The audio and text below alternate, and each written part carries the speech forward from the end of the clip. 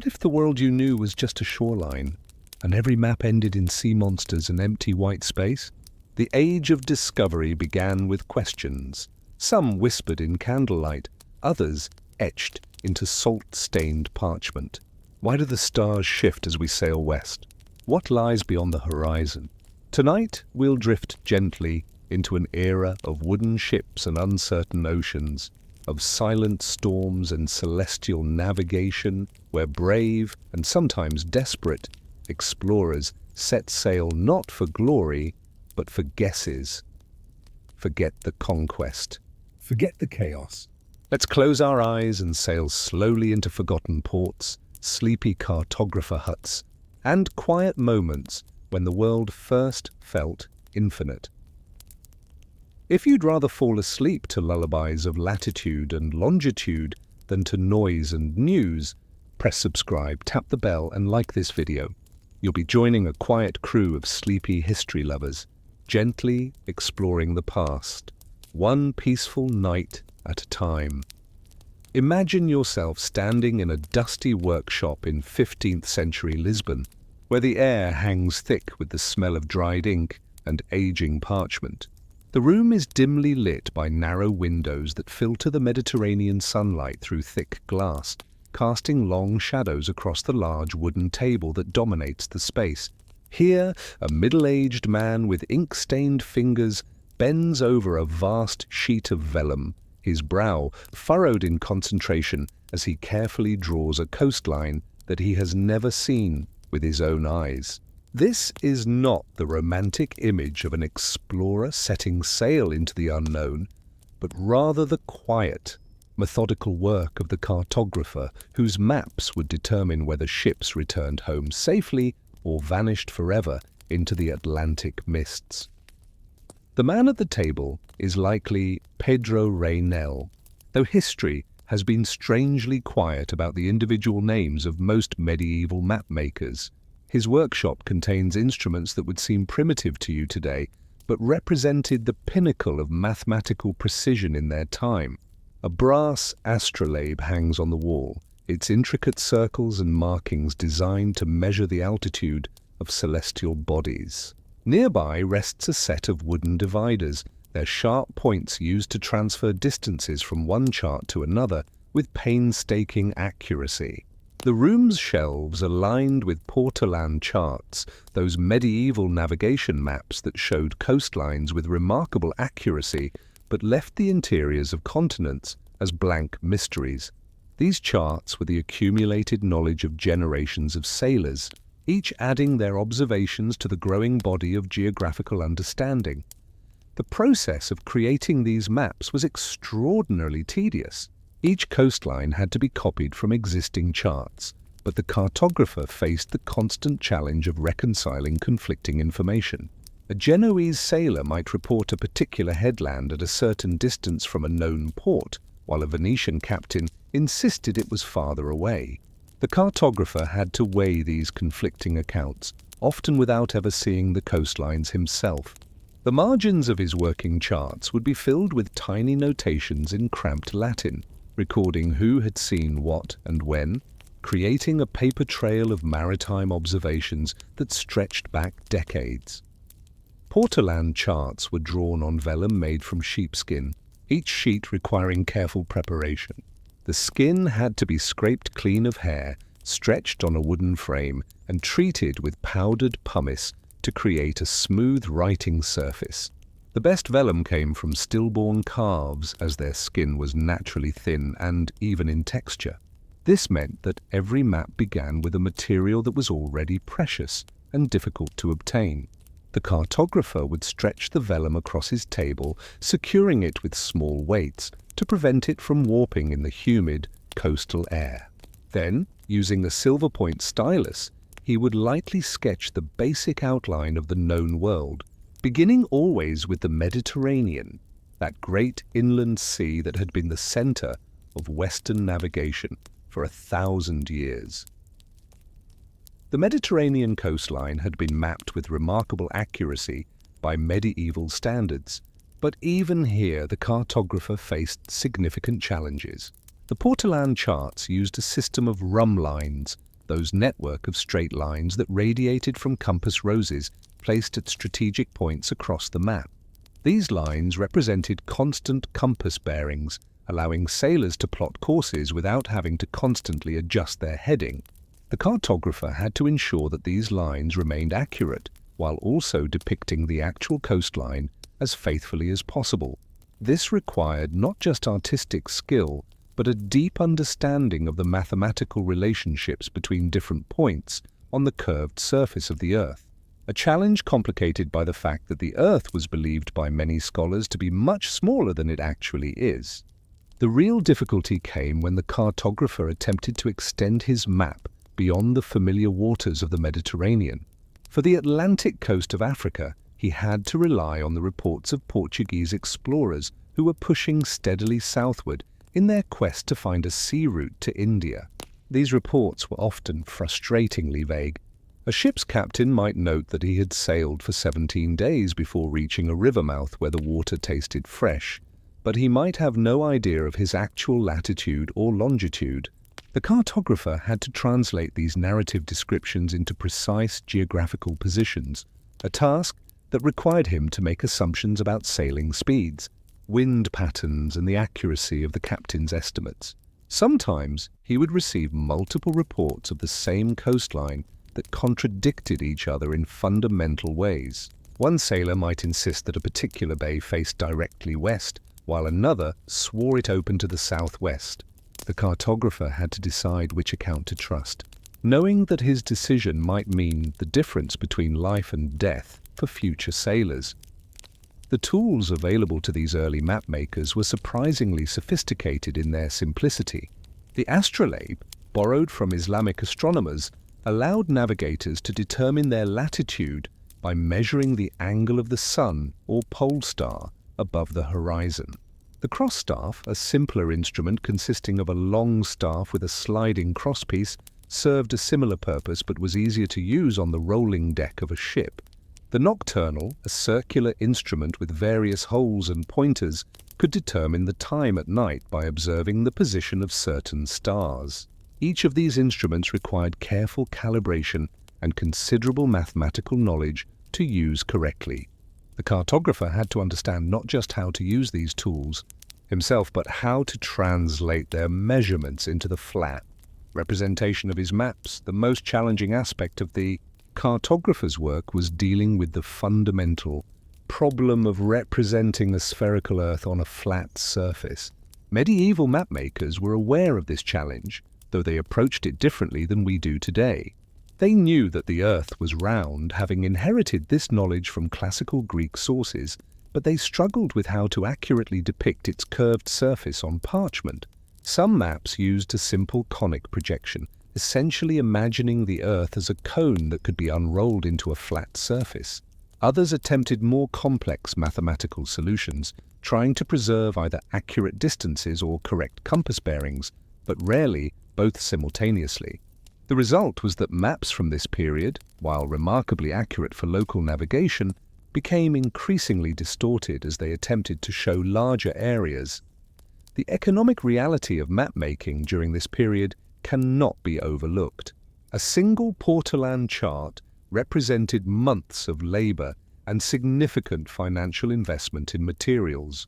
The vellum alone might cost the equivalent of several months' wages for a skilled craftsman. The inks made from various expensive materials including lapis lazuli for blue, vermilion for red, and carbon black for text added to the expense.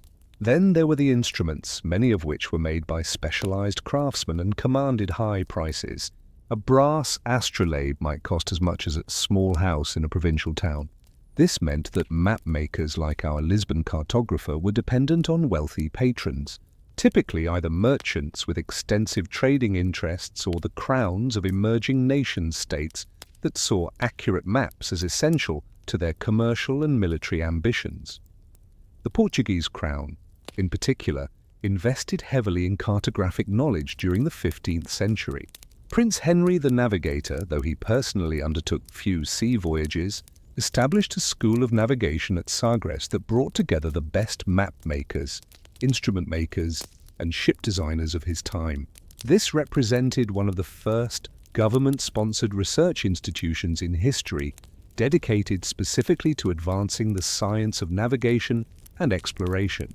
The cartographers working under Henry's patronage had access to the latest reports from returning explorers, but they also worked under strict secrecy protocols. The Portuguese crown recognized that accurate geographical knowledge represented a significant commercial and military advantage, and they went to great lengths to prevent this information from falling into the hands of rival powers like Spain or Venice. This secrecy created its own challenges for the cartographer. He might know that certain coastlines existed beyond what was shown on his charts, but he was forbidden from including this information on maps that might be captured or copied by foreign powers. Instead, he had to create multiple versions of the same map, some intended for general use and others containing secret information available only to trusted Portuguese captains. This meant that his workshop became, in effect, a classified document production facility, with different versions of charts being created for different audiences. The psychological stress of this work must have been considerable, knowing that a single mistake or moment of carelessness might result in valuable intelligence falling into enemy hands. The technical process of creating these maps was extraordinarily time-consuming. After the initial sketch was complete, the cartographer had to ink the final version using a quill cut from a goose feather. The ink had to be mixed to the correct consistency, too thin, and it would bleed into the vellum, too thick, and it would leave unsightly blobs. Each letter of the place names had to be written in a careful round hand, as any mistake would require scraping away the surface of the vellum and starting again.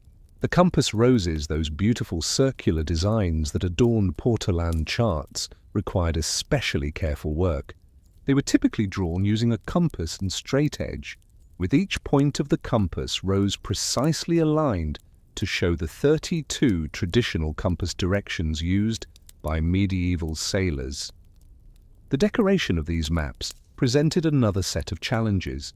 Medieval mapmakers were expected to create not just functional navigational tools, but works of art that would reflect the wealth and sophistication of their patrons. This meant adding elaborate illuminations, typically in the form of flags, coats of arms, and occasionally sea monsters or other decorative elements.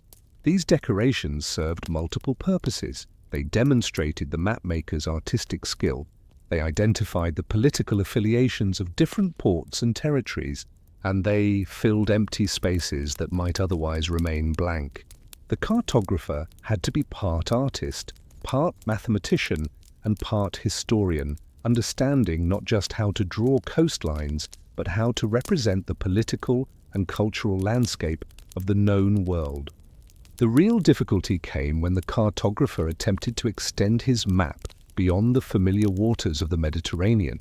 For the Atlantic coast of Africa, he had to rely on the reports of Portuguese explorers who were pushing steadily southward in their quest to find a sea route to India. These reports were often frustratingly vague. A ship's captain might note that he had sailed for 17 days before reaching a river mouth where the water tasted fresh, but he might have no idea of his actual latitude or longitude. The cartographer had to translate these narrative descriptions into precise geographical positions, a task that required him to make assumptions about sailing speeds, wind patterns, and the accuracy of the captain's estimates.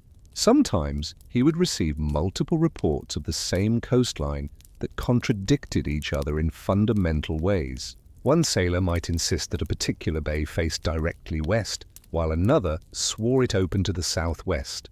The cartographer had to decide which account to trust, knowing that his decision might mean the difference between life and death for future sailors. The tools available to these early mapmakers were surprisingly sophisticated in their simplicity. The astrolabe, borrowed from Islamic astronomers, allowed navigators to determine their latitude by measuring the angle of the sun or pole star above the horizon. The cross-staff, a simpler instrument consisting of a long staff with a sliding crosspiece, served a similar purpose but was easier to use on the rolling deck of a ship. The nocturnal, a circular instrument with various holes and pointers, could determine the time at night by observing the position of certain stars. Each of these instruments required careful calibration and considerable mathematical knowledge to use correctly. The cartographer had to understand not just how to use these tools himself, but how to translate their measurements into the flat representation of his maps. The most challenging aspect of the cartographer's work was dealing with the fundamental problem of representing a spherical Earth on a flat surface. Medieval mapmakers were aware of this challenge, though they approached it differently than we do today. They knew that the Earth was round, having inherited this knowledge from classical Greek sources, but they struggled with how to accurately depict its curved surface on parchment. Some maps used a simple conic projection, essentially imagining the Earth as a cone that could be unrolled into a flat surface. Others attempted more complex mathematical solutions, trying to preserve either accurate distances or correct compass bearings, but rarely both simultaneously. The result was that maps from this period, while remarkably accurate for local navigation, became increasingly distorted as they attempted to show larger areas. The economic reality of mapmaking during this period cannot be overlooked. A single Portolan chart represented months of labor and significant financial investment in materials. The vellum alone might cost the equivalent of several months' wages for a skilled craftsman. The inks made from various expensive materials, including lapis lazuli for blue, vermilion for red, and carbon black for text, added to the expense. Then there were the instruments, many of which were made by specialized craftsmen and commanded high prices. A brass astrolabe might cost as much as a small house in a provincial town. This meant that map makers like our Lisbon cartographer were dependent on wealthy patrons, typically either merchants with extensive trading interests or the crowns of emerging nation-states that saw accurate maps as essential to their commercial and military ambitions. The Portuguese crown, in particular, invested heavily in cartographic knowledge during the 15th century. Prince Henry the Navigator, though he personally undertook few sea voyages, established a school of navigation at Sagres that brought together the best map makers, instrument makers, and ship designers of his time. This represented one of the first government-sponsored research institutions in history dedicated specifically to advancing the science of navigation and exploration. The cartographers working under Henry's patronage had access to the latest reports from returning explorers, but they also worked under strict secrecy protocols.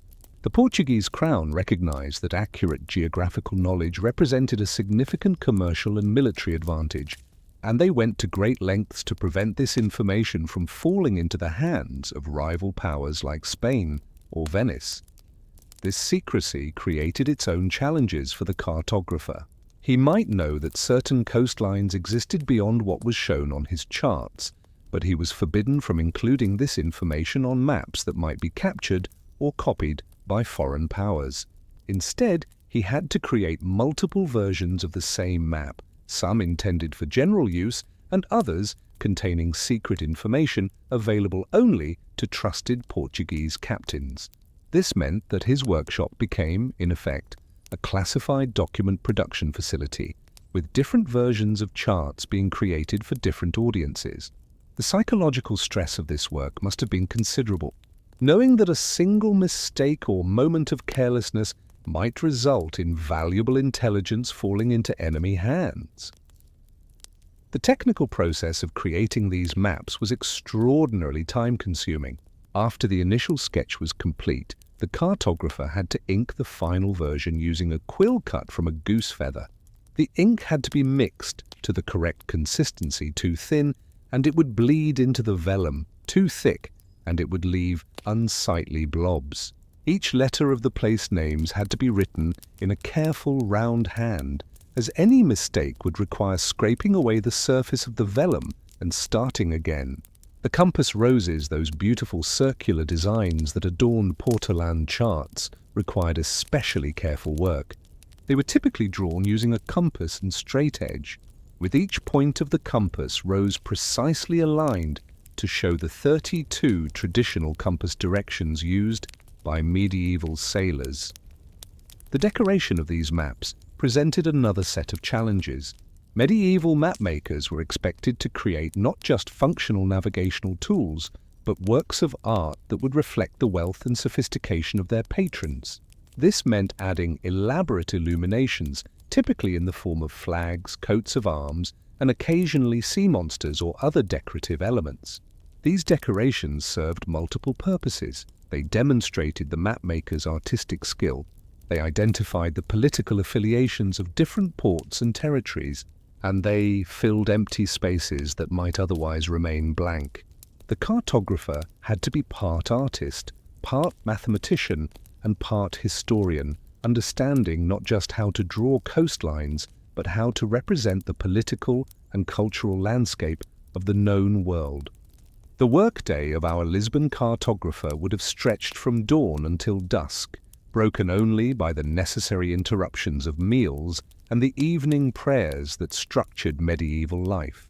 During the long Portuguese summers, when the light was good, he might work 12 hours or more, hunched over his table with only brief pauses to stretch his cramped muscles. His posture would have suffered, as most medieval artisans worked sitting or standing in positions that modern ergonomics would deem absolutely unacceptable. The repetitive motion of ruling lines, writing text, and filling in decorative elements would have led to chronic pain in his hands, wrists, and back. Yet this physical discomfort was simply accepted as part of the craft, one more sacrifice made in service of creating documents that would guide sailors across dangerous waters. The intellectual challenges of this work cannot be overstated. Every map represented an attempt to reconcile the reports of hundreds of different observers, each with their own biases, limitations, and potential for error.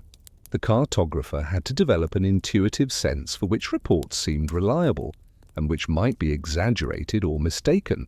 He had to understand the effects of ocean currents, prevailing winds, and magnetic variation on navigation, even if these phenomena were not yet fully understood. Most importantly, he had to make decisions about what to include and what to leave out, knowing that his choices would literally shape how future generations understood the geography of their world. As you imagine this scene, consider that the work being done in this quiet workshop would have consequences that extended far beyond the immediate needs of Portuguese merchants and explorers. The maps created here would guide ships that established trade routes linking Europe, Africa, and eventually Asia and the Americas. They would determine where colonies were established, where resources were exploited, and where the boundaries between competing empires were drawn. In a very real sense, the cartographer bent over his table with ink-stained fingers was participating in one of the most significant transformations in human history: the integration of previously isolated regions into a single, interconnected global system. Yet from his perspective, this was simply another day's work, another chart to be completed before the vellum warped or the ink ran dry.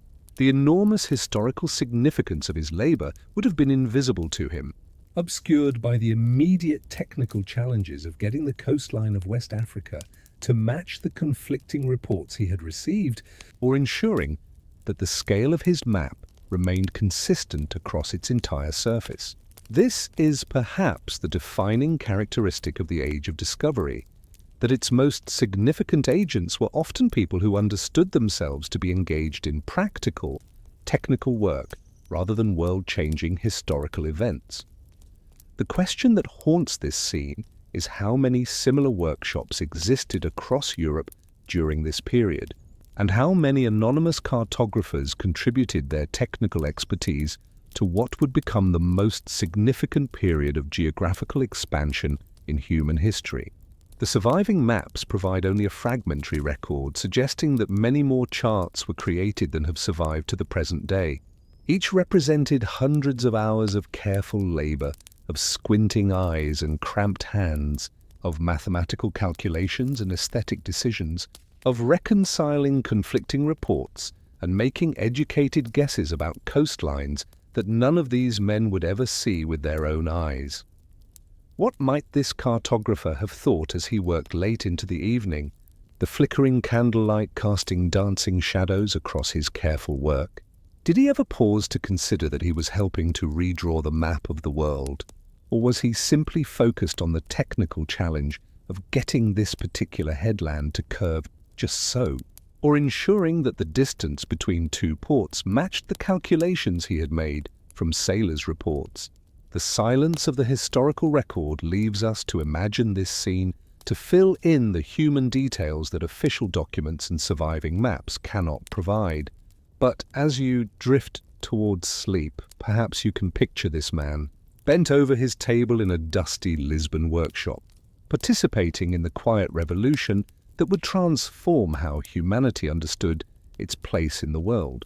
One careful line at a time, the unresolved question that lingers in the warm evening air of that Lisbon workshop is whether our cartographer ever truly understood that his painstaking work was contributing to something far larger than the immediate needs of Portuguese merchants. Did he realize that by carefully plotting the reported coastlines of West Africa, he was participating in the systematic expansion of European geographical knowledge that would eventually encompass the entire globe? Or was he simply a skilled craftsman doing his job, creating documents that would help sailors reach their destinations safely and merchants conduct their business more efficiently? The distinction matters because it speaks to how we understand historical change, whether it is driven by people who consciously seek to transform their world, or by individuals whose modest contributions accumulate into revolutionary outcomes. This question will guide us as we continue to explore the quiet but essential role of mapmakers in the age of discovery, and how their technical expertise made possible the dramatic voyages of exploration that capture our historical imagination. The morning light filters through the same narrow windows of our Lisbon workshop, but now the cartographer faces a different kind of challenge. On his table lies a letter from a ship's captain who has just returned from the West African coast, bearing news that complicates everything our mapmaker thought he understood about the geography of the region.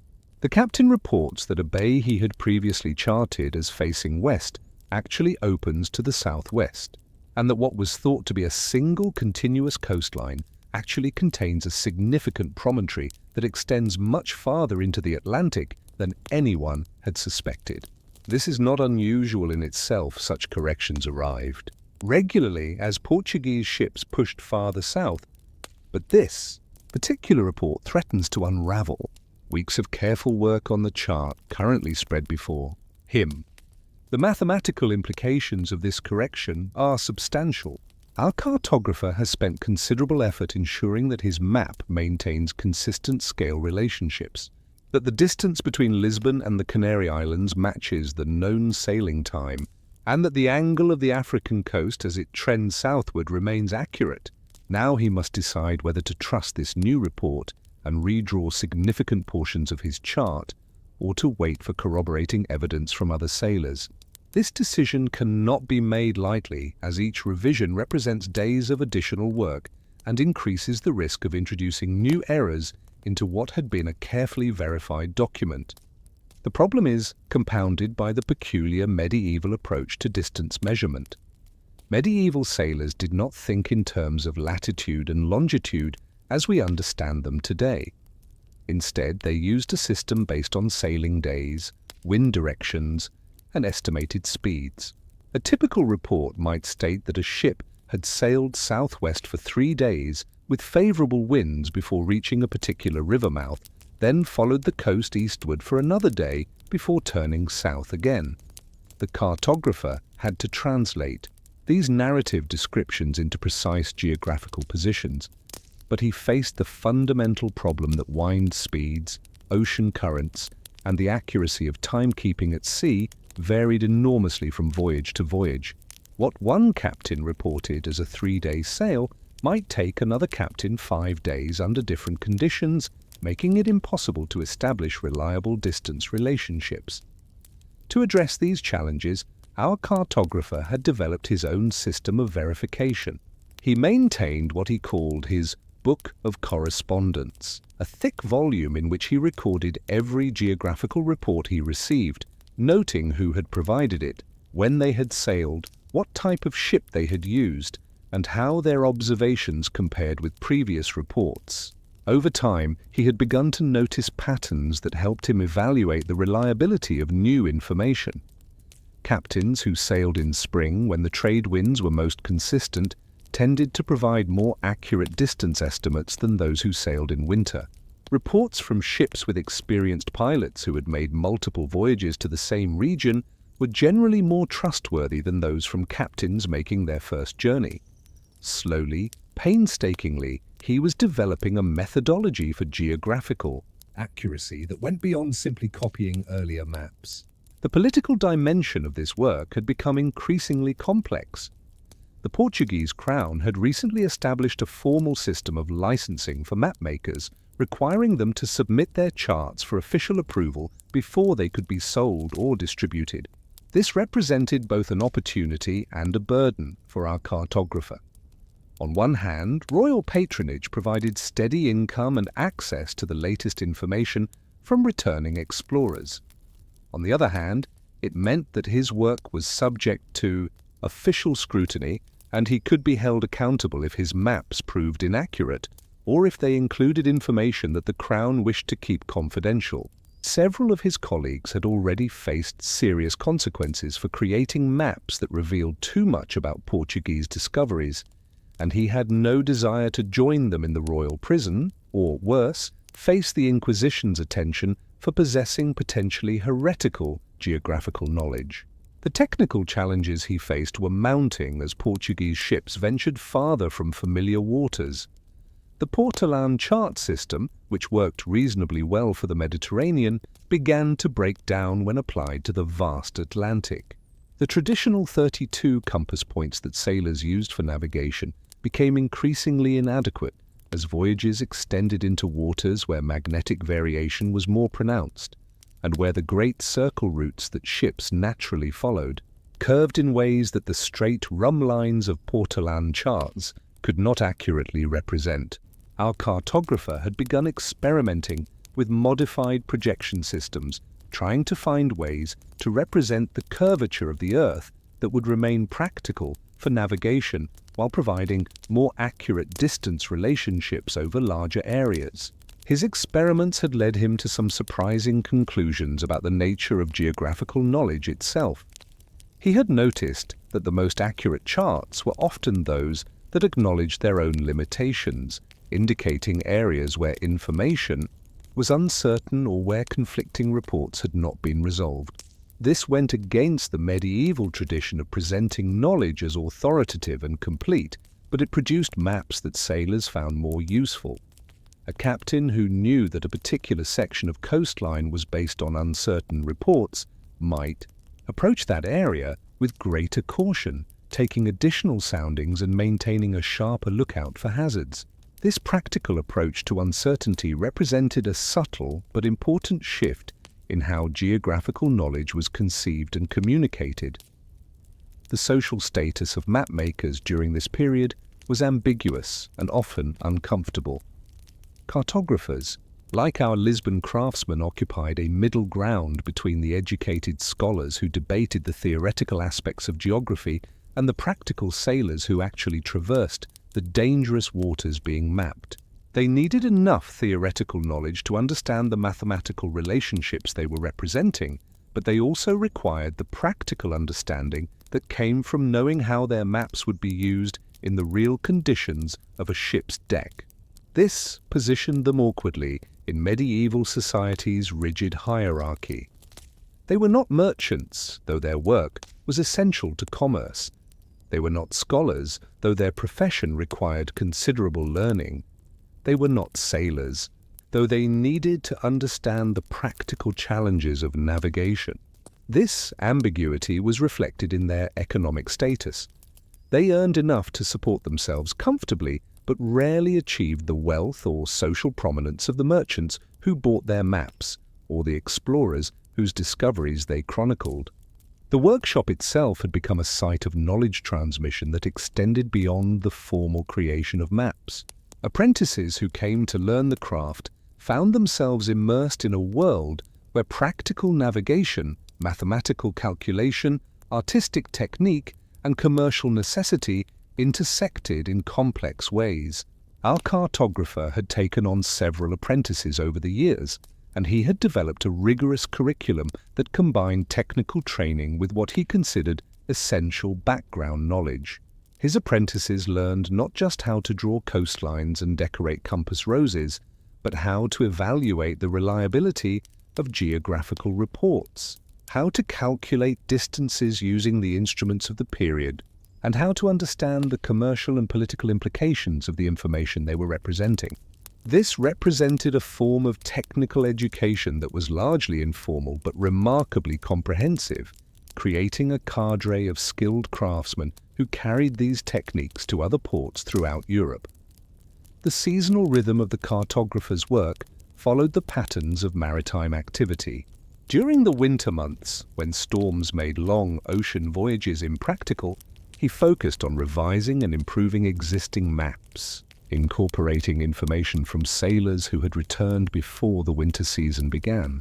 Spring brought a flurry of activity as ships prepared for new voyages, creating demand for updated charts that incorporated the latest discoveries. Summer was the busiest season, as favorable weather conditions brought ships back to port, bearing new geographical information that needed to be integrated into existing maps. Autumn was a time of consolidation, completing work that would be needed for the following year's sailing season. This cycle had become so familiar that he could predict with remarkable accuracy when certain types of work would be most in demand. The psychological aspects of this work were perhaps its most demanding element. The cartographer carried the enormous responsibility of knowing that his mistakes could result in ships being wrecked, cargoes being lost, and sailors dying. Every decision about which report to trust, which coastline to draw in a particular way, or which hazard to include or omit carried potentially fatal consequences for people he would never meet. This burden was compounded by the knowledge that he was often working with incomplete or contradictory information, forced to make decisions based on evidence that would not meet modern standards for geographical accuracy. Yet, he had learned to live with this uncertainty, developing a professional approach that balanced caution with the practical necessity of completing maps that sailors could actually use. The technical innovations that our cartographer pioneered, often without fully realizing their significance, would eventually contribute to fundamental changes in how Europeans understood their relationship to the wider world. His experiments with different projection systems, his development of methods for evaluating the reliability of geographical information, and his creation of standardized symbols and conventions for representing different types of coastal features all contributed to a body of cartographic knowledge that would eventually make possible the truly global navigation that defined the later stages of the Age of Discovery. These innovations emerged not from grand theoretical insights, but from the patient, methodical work of solving practical problems that arose in the course of everyday professional activity. The network of relationships that connected mapmakers across Europe during this period was more extensive and sophisticated than is often recognized. Our Lisbon cartographer corresponded regularly with colleagues in Majorca, Genoa, Venice, and increasingly with the new cartographic centers that were emerging in Seville and Cadiz as Spain entered the competition for overseas expansion. These connections allowed for the exchange of technical information, the sharing of new geographical discoveries, and the development of increasingly standardized approaches to common problems. This professional network represented an early form of scientific collaboration, though it was driven by commercial necessity rather than purely intellectual interests. The question that emerges from this careful examination of the cartographer's work is how these quiet, methodical activities in workshops throughout Europe accumulated into the geographical knowledge that made possible the dramatic voyages of discovery that we associate with this period. The answer seems to lie in the patient accumulation of small pieces of information, each verified and cross-checked against other sources. gradually building up a picture of the world that was reliable enough to guide ships across vast ocean distances. This was not the glamorous work of exploration that captures historical imagination, but it was absolutely essential to the success of those explorations. Without the careful, tedious work of map makers, the great navigators would have been sailing blind, no matter how brave or skilled they might have been. What remains unresolved is how our cartographer understood his own contribution to this larger historical process. Did he see himself as participating in something momentous, or was he simply a skilled craftsman providing a necessary service to the maritime community?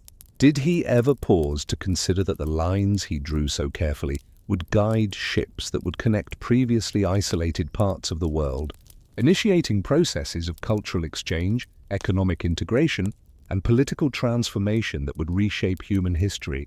Or was he focused primarily on the immediate technical challenges of his work? The need to complete this particular chart before the vellum began to deteriorate, or the pressure to deliver accurate maps that would satisfy his patrons and provide for his family? This question of self-awareness haunts our understanding of historical change, particularly changes that emerge from the accumulation of small, technical contributions rather than dramatic, consciously revolutionary acts. The cartographer bent over his table in Lisbon was, in his own quiet way, helping to redraw the mental map that Europeans carried of their world. But whether he understood this, whether he could have understood it given the conceptual frameworks available to him, remains an open question that speaks to the mysterious relationship between individual intention and historical outcome. The afternoon sun slants through the workshop windows, illuminating dust motes that dance above the cartographer's latest creation, a map that extends far beyond any he has previously attempted, showing not just the familiar coastlines of Europe and Africa, but incorporating reports of lands that lie across the Western Ocean. The year is approximately 1490, though our mapmaker has lost track of exact dates in the rhythm of his daily work. The map before him represents the accumulation of decades of patient labor, but it also embodies a transformation in human consciousness that he cannot fully comprehend. The carefully drawn lines that extend into the vast Atlantic represent more than geographical speculation. They chart the expansion of European imagination itself, pushing beyond the known into waters that medieval geography had declared unreachable. The technical innovations that our cartographer has pioneered have become increasingly sophisticated. He has developed a system of graduated latitude scales along the margins of his charts, allowing navigators to determine their position more accurately than was previously possible. This innovation emerged from his frustration with the imprecision of traditional port-to-land charts when applied to longer ocean voyages. By consulting with astronomers at the University of Coimbra and comparing their theoretical knowledge with practical reports from sailors, he has created a hybrid system that combines classical geographical learning with empirical observation. The latitude scales are marked with tiny notations indicating which stars should be used for observation at different times of year, and the margins contain careful instructions for using the nocturnal to determine the correct observation times. Perhaps his most significant innovation has been the development of what he calls his theory of corresponding coastlines, though this represents more practical wisdom than formal theory. He has noticed that the shape of one coastline often provides clues about the configuration of the opposite shore, as if the ocean were a vast mirror reflecting geological patterns across its surface. This insight has allowed him to make educated guesses about coastlines that have been only partially observed, extrapolating from limited reports to create more complete geographical pictures. The theory is not always accurate, but it has proven remarkably successful in predicting the general configuration of previously uncharted coastlines, giving Portuguese navigators confidence to venture into waters that their Spanish rivals still considered mysterious. The workshop has become a site of pilgrimage for navigators preparing for major voyages. Bartolomeu Dias, preparing for his attempt to round the southern tip of Africa, spent 3 days in intensive consultation with our cartographer, studying the latest charts and discussing the practical challenges of navigation in unknown waters. The conversation ranged from the technical details of wind patterns and ocean currents to more philosophical questions about what might lie beyond the limits of current geographical knowledge. Dias left with updated charts that incorporated the latest information about the African coast. But he also carried something more valuable: the map maker's practical wisdom about navigation, accumulated through decades of translating sailors' reports into geographical knowledge.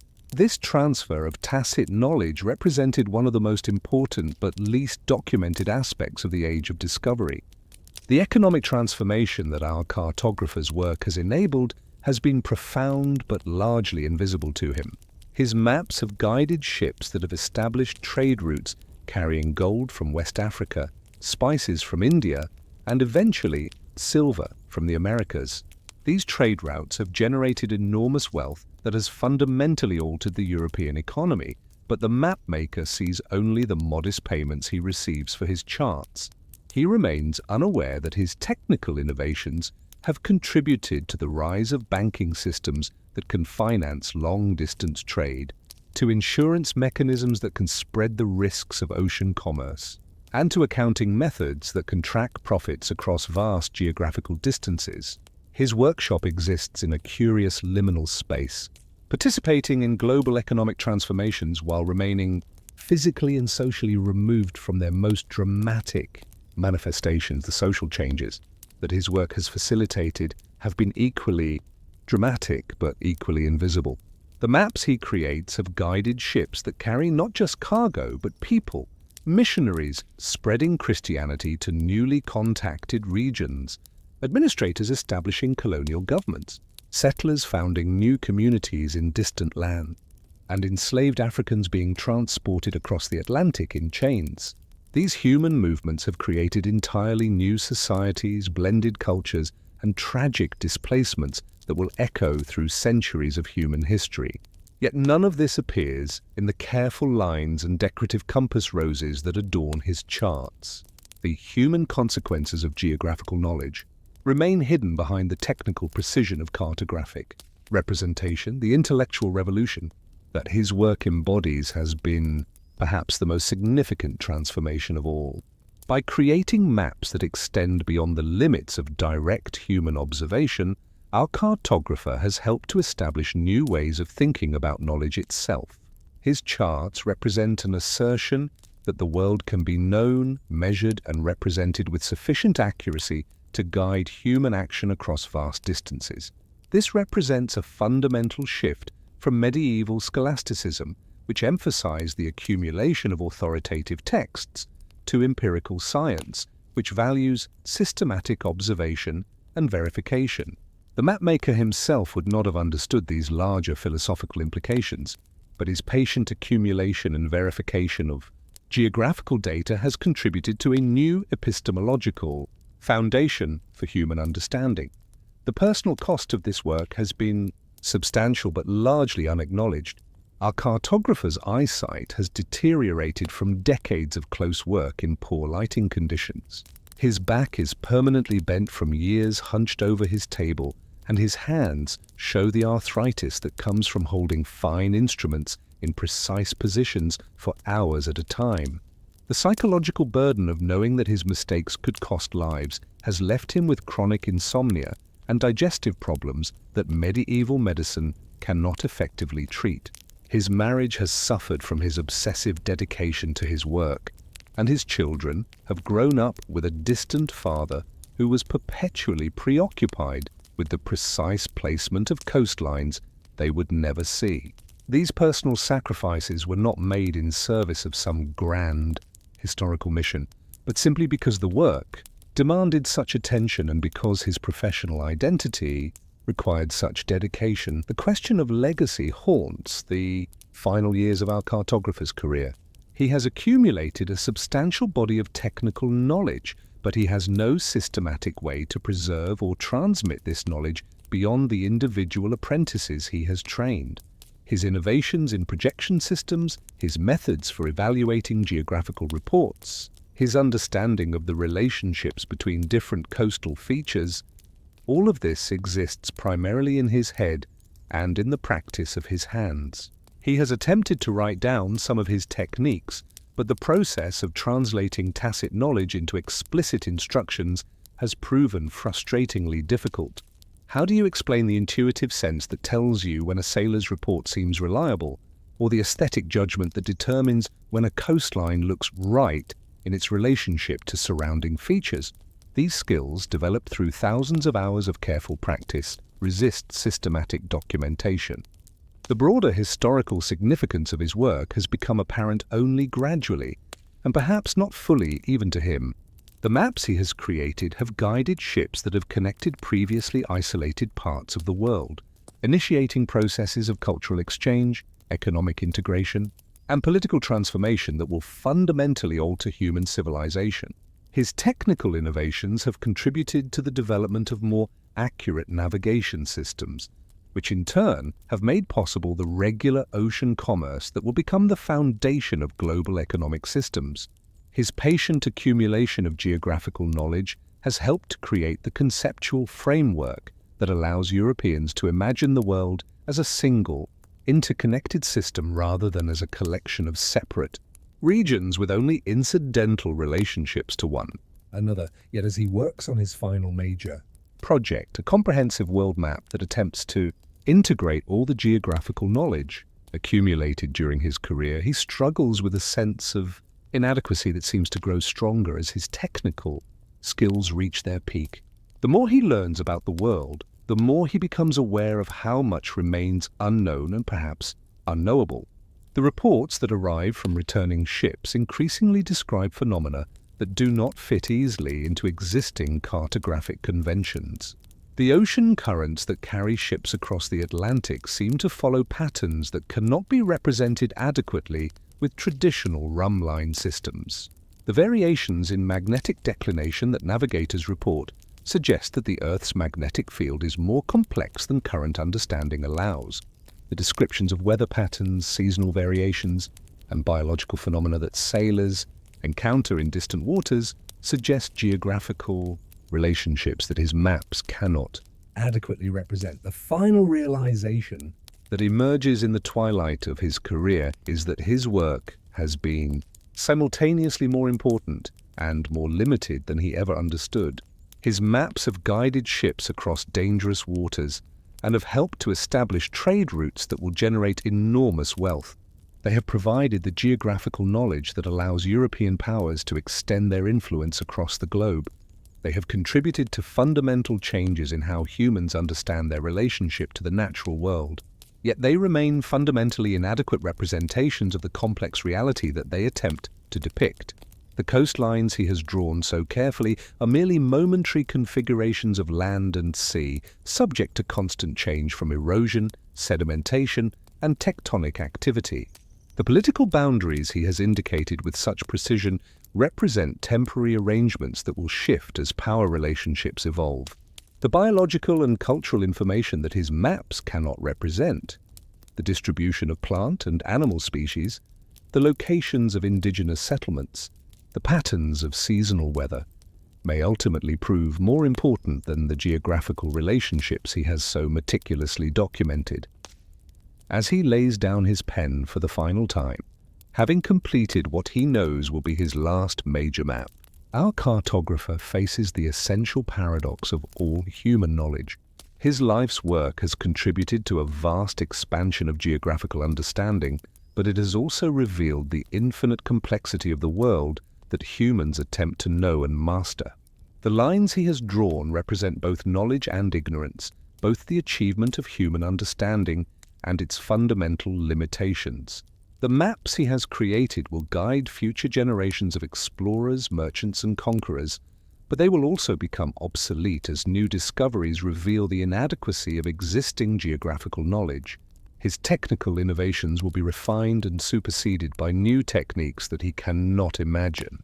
The trade routes he has helped to establish will generate both prosperity and suffering that he cannot foresee. The world he has attempted to represent with such precision will continue to change in ways that no map can adequately capture. The quiet revolution that our cartographer has participated in extends far beyond the technical innovations of medieval mapmaking. His patient, methodical work has contributed to a fundamental transformation in human consciousness, helping to create the conceptual framework that allows people to imagine themselves as participants in a single, interconnected global system. This transformation has been achieved not through dramatic acts of discovery or conscious efforts at historical change, but through the patient accumulation of small pieces of geographical knowledge, each verified and cross-checked against other sources, gradually building up a picture of the world that was reliable enough to guide human action across vast distances.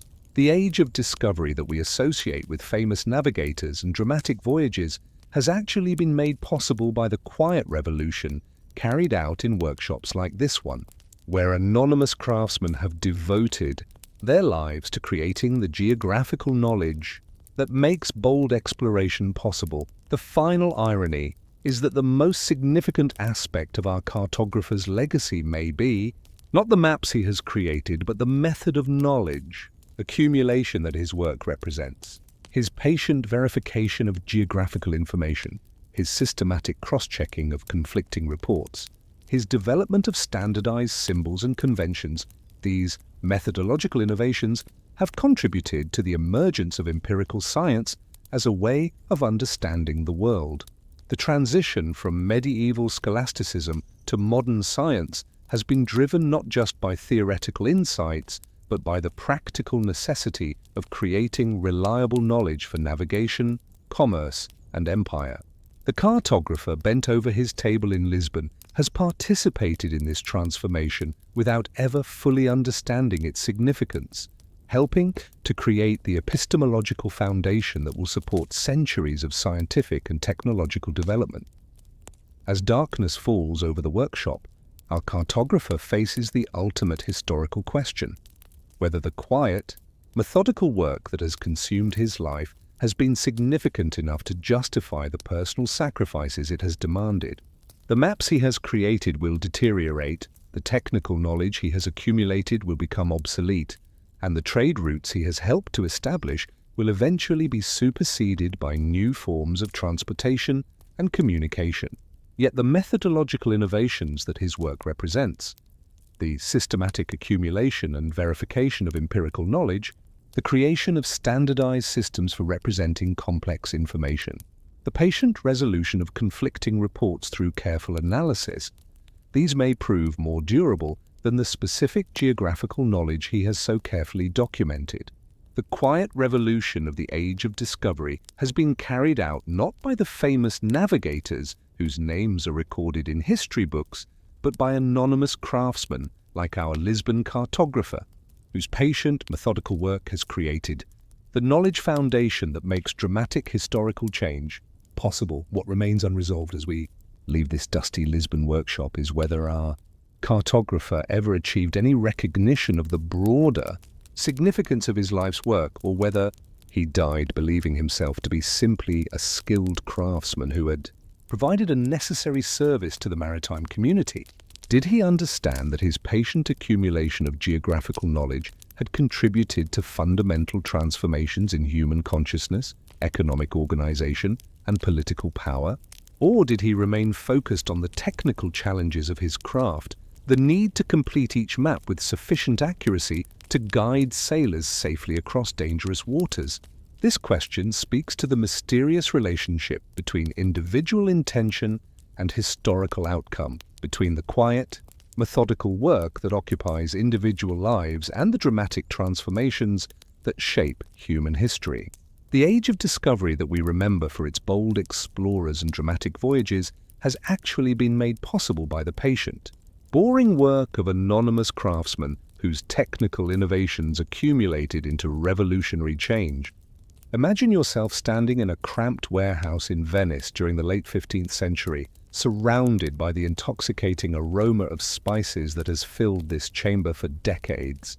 The air is thick with the scent of pepper, cinnamon, cloves, and nutmeg, smells that would have seemed impossibly exotic to most Europeans of this period. Yet here they blend into the familiar background of daily commerce. You are watching a transaction that, while seemingly routine, represents one of the primary engines driving the age of discovery. A Venetian merchant named Andrea Barbarigo is carefully examining a shipment of pepper that has traveled thousands of miles along routes that few Europeans fully understood, passing through the hands of dozens of intermediaries, each adding their markup to the final price.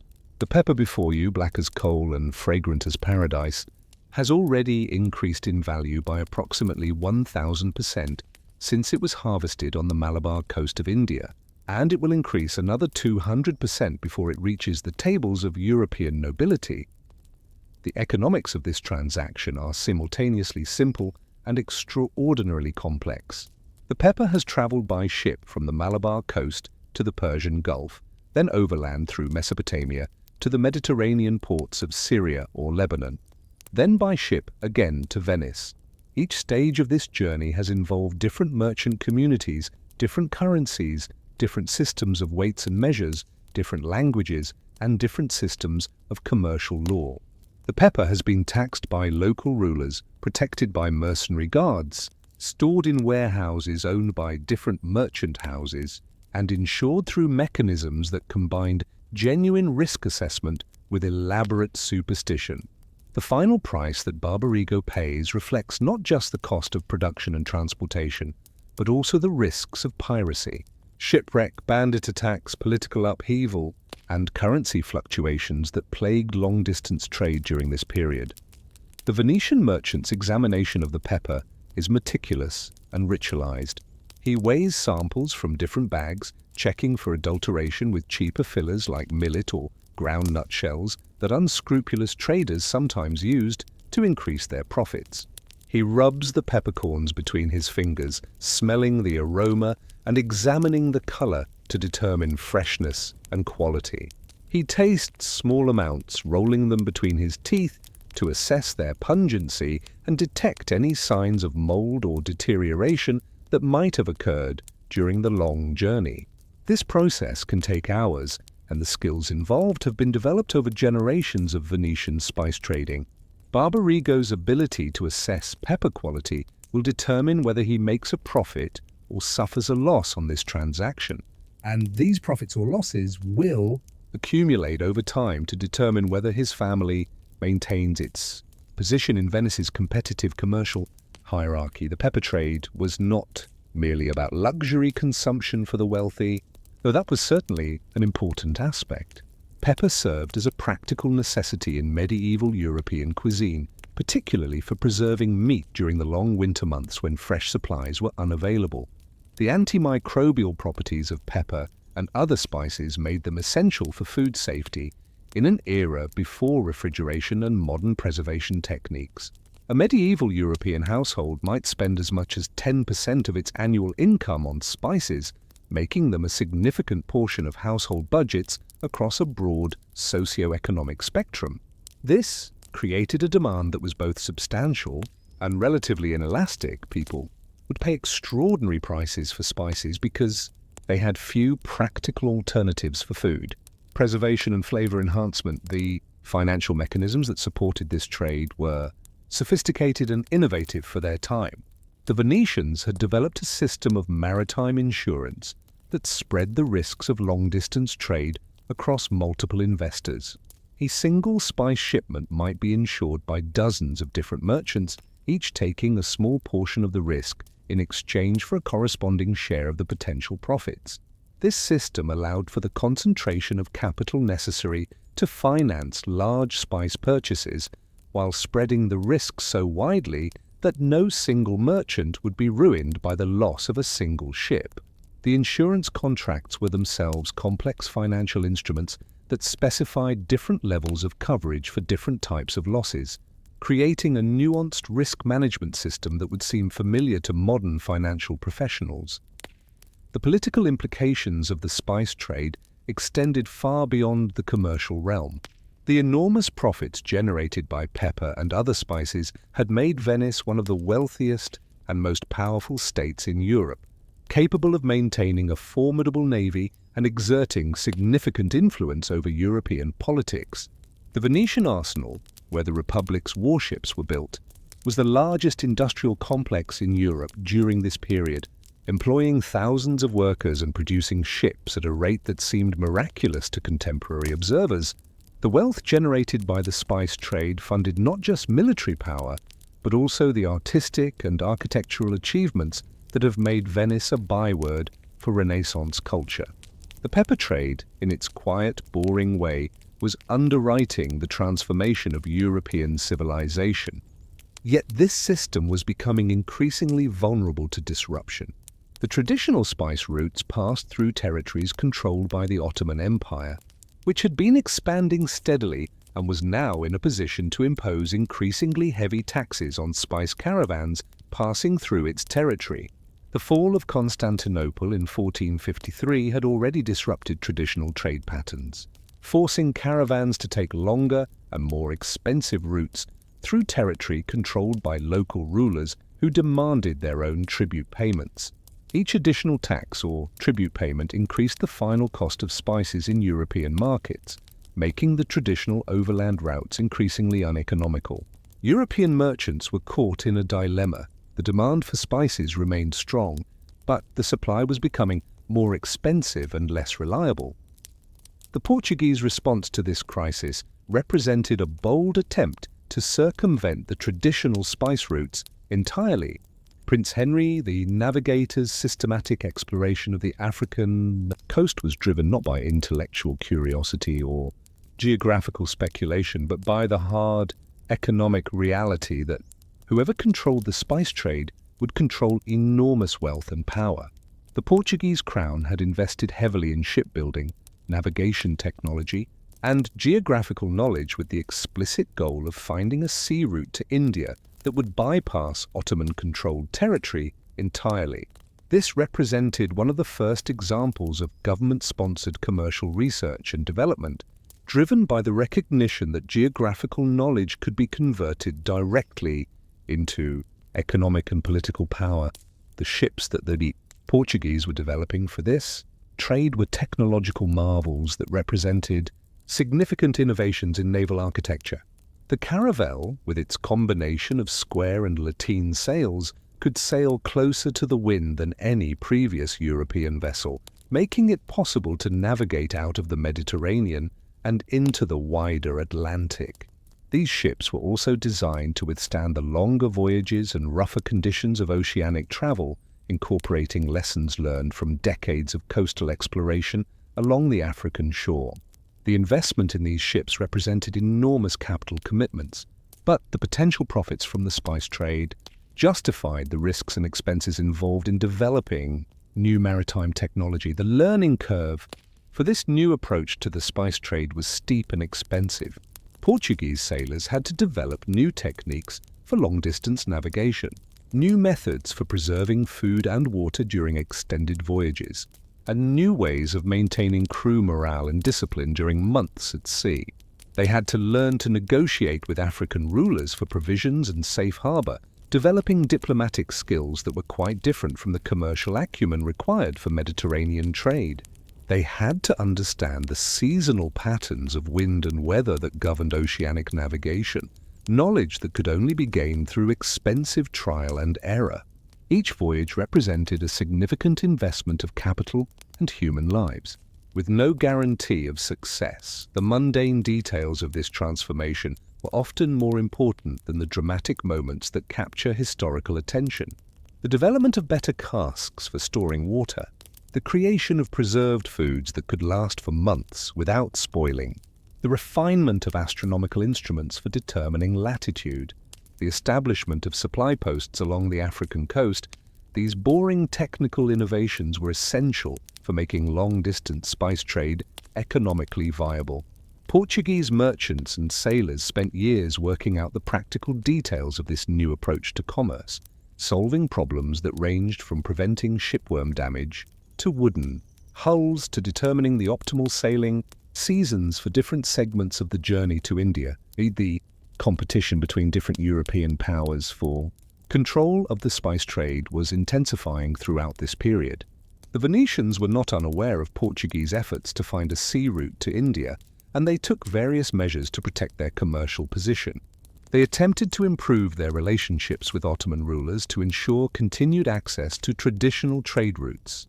They invested in better ships and more efficient commercial practices to reduce costs and maintain their competitive position. They tried to gather intelligence about Portuguese progress and to undermine their efforts through diplomatic channels. This commercial competition was driving innovation in shipbuilding, navigation, financial systems, and international diplomacy, creating a dynamic environment in which geographical knowledge became increasingly valuable. The human cost of this economic transformation was substantial, but largely invisible to those who profited from it. The spice trade depended on labor systems that ranged from the relatively benign to the absolutely horrific. Spice cultivation in Asia relied on various forms of peasant labor, some of which was exploitative but remained within traditional social structures. The transportation of spices involved the labor of countless porters, drivers, sailors, and warehouse workers, most of whom received only meager compensation for their contributions. The ships that carried spices also transported enslaved people who would provide the labor for colonial economies that were just beginning to emerge. The wealth generated by the pepper trade was underwriting the development of systems of exploitation that would expand dramatically in the coming centuries. The cultural impact of the spice trade extended far beyond its economic and political implications. The availability of spices was changing European cuisine, making possible the complex flavor profiles that characterize Renaissance cooking. Spices were also important for medical purposes, as they were believed to have various therapeutic properties that were essential for maintaining health in the European climate.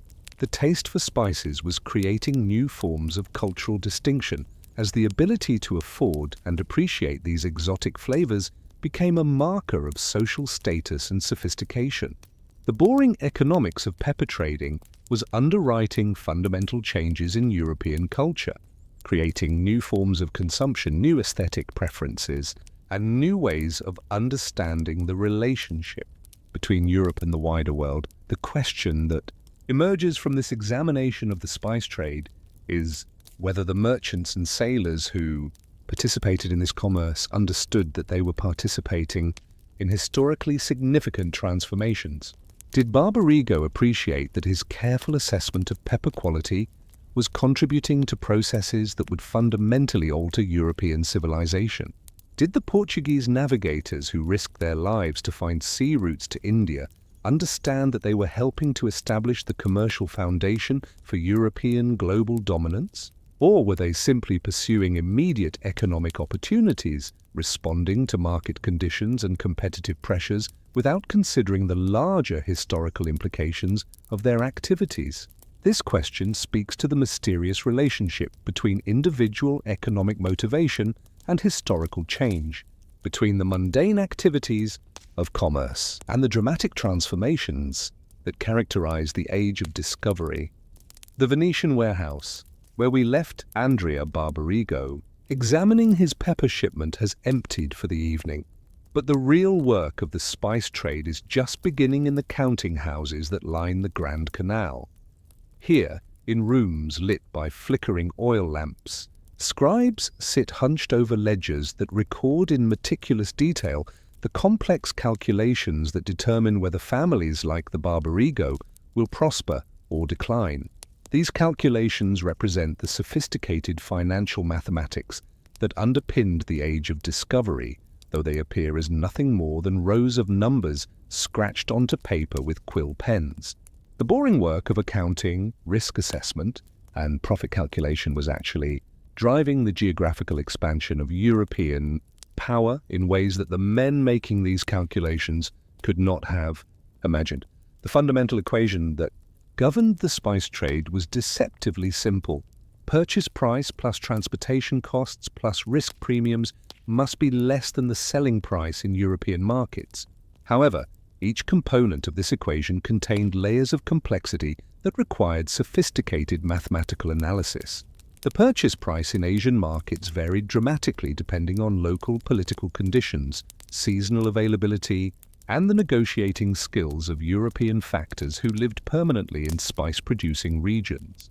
Transportation costs included not just the obvious expenses of ships, crews, and provisions, but also the hidden costs of corruption, theft, spoilage, and the various bribes that were necessary to ensure safe passage through territories controlled by different political entities. Risk premiums had to be calculated for every possible source of loss, from shipwreck and piracy to unexpected changes in market conditions that might make spices unsellable by the time they reached Europe. The time value of money presented particular challenges in the spice trade. A voyage from Venice to India and back might take 2 years or more, during which the capital invested in the venture produced no returns and was subject to complete loss if the ship failed to return. Merchants had to calculate whether the potential profits from a successful voyage justified tying up their capital for such extended periods when alternative investments might produce more reliable, if smaller, returns. This calculation was complicated by the fact that market conditions could change dramatically during the lengthy voyages. A spice that commanded premium prices when a ship departed might be glutting the market by the time it returned, leaving merchants with cargo that had to be sold at a loss despite the enormous risks and expenses involved in obtaining it. The insurance mechanisms that developed to manage these risks were remarkably sophisticated. Venetian merchants had created a system of maritime insurance that allowed them to spread risks across multiple investors while maintaining incentives for careful navigation and commercial practice. Insurance contracts specified different levels of coverage for different types of losses, with separate provisions for shipwreck, piracy, spoilage, and market fluctuations. Premiums were calculated based on detailed assessments of the risks involved in specific voyages, taking into account factors such as the season of travel, the experience of the crew, the political conditions in regions the ship would pass through, and the historical loss rates for similar voyages. This system required merchants to develop extensive databases of information about sailing conditions, political events, and commercial outcomes that stretched back decades. The accounting practices that supported this trade were equally complex. Merchants maintained multiple sets of books that tracked different aspects of their business activities. The main ledger recorded purchases and sales, assets and liabilities, profits and losses in a form that could be presented to business partners and family members. Separate books tracked the activities of individual ships and voyages, allowing merchants to calculate the profitability of different types of ventures and to identify which factors were most important in determining success or failure. Still other books recorded information about market conditions, political developments, and other merchants' activities, creating an intelligence network that informed future business decisions. The maintenance of these elaborate accounting systems required the labor of numerous scribes, bookkeepers and apprentices who spent their days copying figures, checking calculations and updating records. The mathematical innovations that supported long-distance trade were developing gradually but steadily. Merchants were experimenting with different methods for calculating compound interest, trying to determine how to account for the fact that capital invested in long-distance trade should theoretically earn returns for multiple years. They were developing techniques for converting between different currency systems, each with its own weight and purity standards, creating exchange rates that fluctuated daily based on market conditions. They were working out methods for calculating the optimal size of trading expeditions, trying to determine whether it was more profitable to send many small ships or a few large ones, given the different risks and expenses associated with each approach. These calculations required sophisticated mathematical reasoning that pushed beyond the arithmetic skills that were taught in medieval schools. The information networks that supported this trade were extensive and expensive to maintain. Merchants like Barbarigo maintained correspondence in major commercial centers throughout Europe and Asia, men who provided regular reports about market conditions, political developments, and commercial opportunities. These letters traveled by ship, overland courier, and occasionally by carrier pigeon, creating a communication network that could transmit information across vast distances in weeks or months, rather than years. The cost of maintaining this network was substantial, but it provided competitive advantages that justified the expense. Merchants who received timely information about market conditions could adjust their purchasing and selling strategies to maximize profits while avoiding losses. The human capital required for this trade was specialized and valuable.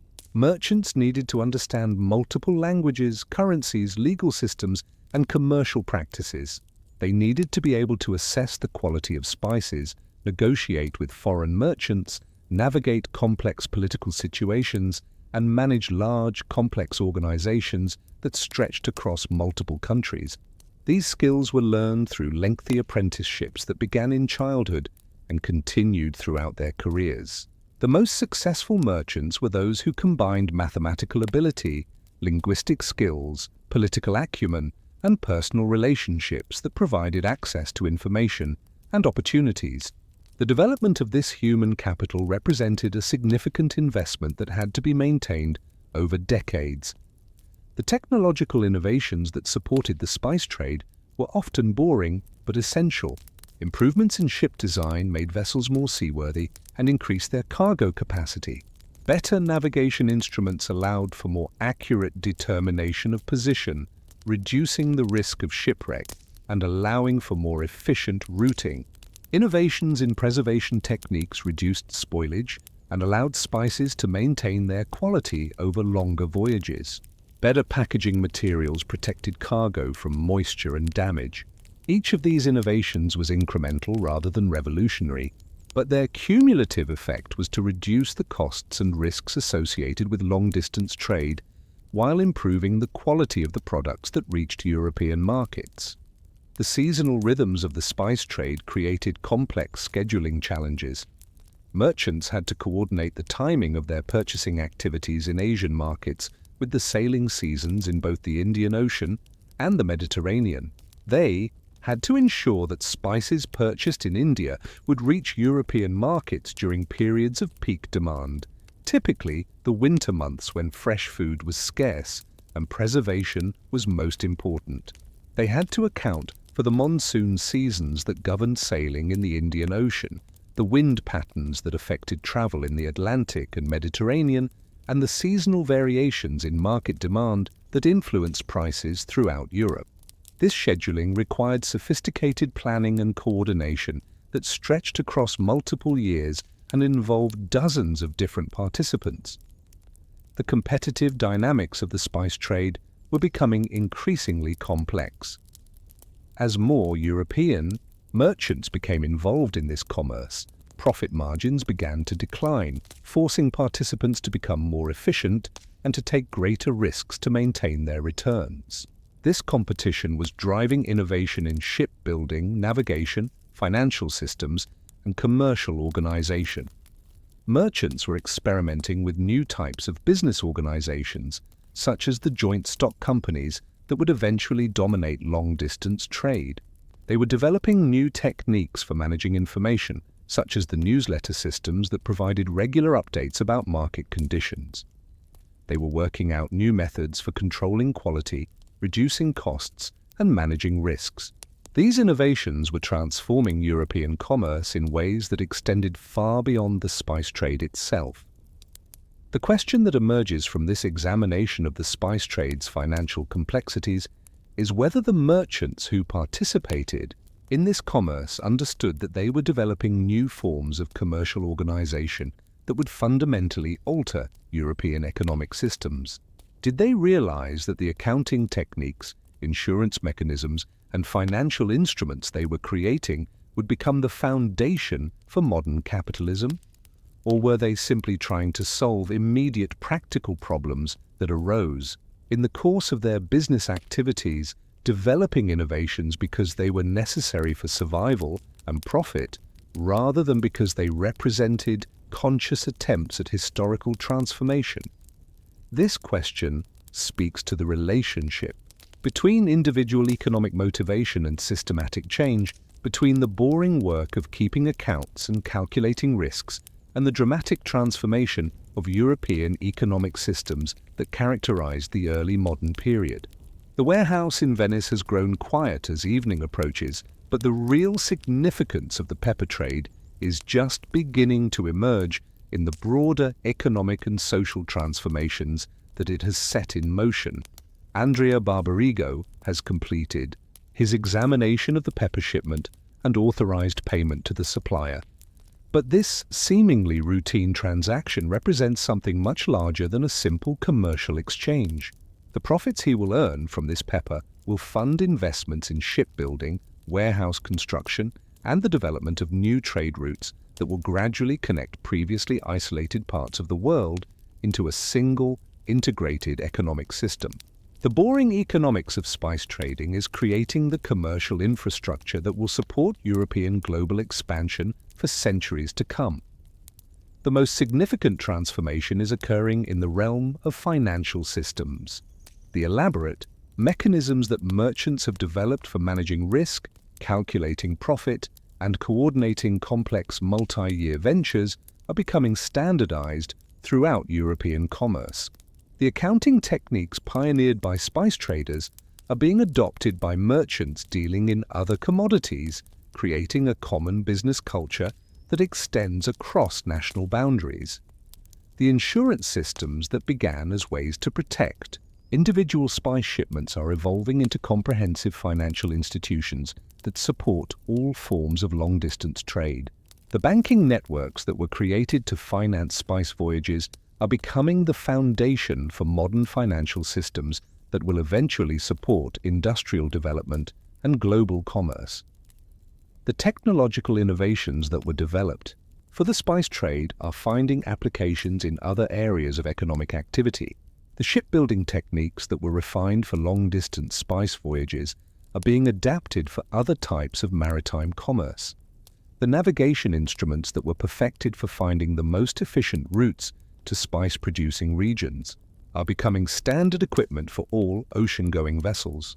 The preservation techniques that were developed to protect spice quality are being applied to other perishable commodities. The boring technical improvements that seem to serve only the immediate needs of spice traders are actually creating the infrastructure for a much broader expansion of European commercial activity. The social changes that are being driven by the spice trade are equally significant but largely invisible to those who are participating in it. The enormous profits generated by this commerce are creating new forms of wealth that are beginning to challenge the traditional aristocratic basis of European social hierarchy. Merchants like Barbarigo are becoming wealthy enough to commission artistic works, build magnificent residences, and establish themselves as patrons of culture and learning. The taste for spices is creating new forms of cultural consumption that extend beyond the practical needs of food preservation to become markers of social status and sophistication. The knowledge required for successful spice trading is creating new forms of expertise that are gradually challenging the traditional authority of aristocratic birth and military prowess. The political consequences of these economic changes are becoming apparent in the gradual shift of power away from traditional landed aristocracies toward commercial centers and merchant classes. The city-states of Italy, particularly Venice and Genoa, are demonstrating that wealth generated through commerce can be more powerful than wealth derived from land ownership. The emerging nation-states of Western Europe are learning that control over commercial networks can provide more reliable revenues than control over agricultural territories. The competition for access to spice routes is driving innovations in shipbuilding, navigation, and military technology that will eventually create the naval power that allows European states to project their influence across the globe. The environmental impact of the spice trade is only beginning to become apparent but will prove to be one of its most lasting consequences. The demand for spices is driving changes in agricultural practices in producing regions as local farmers shift from subsistence crops to spice production for export markets.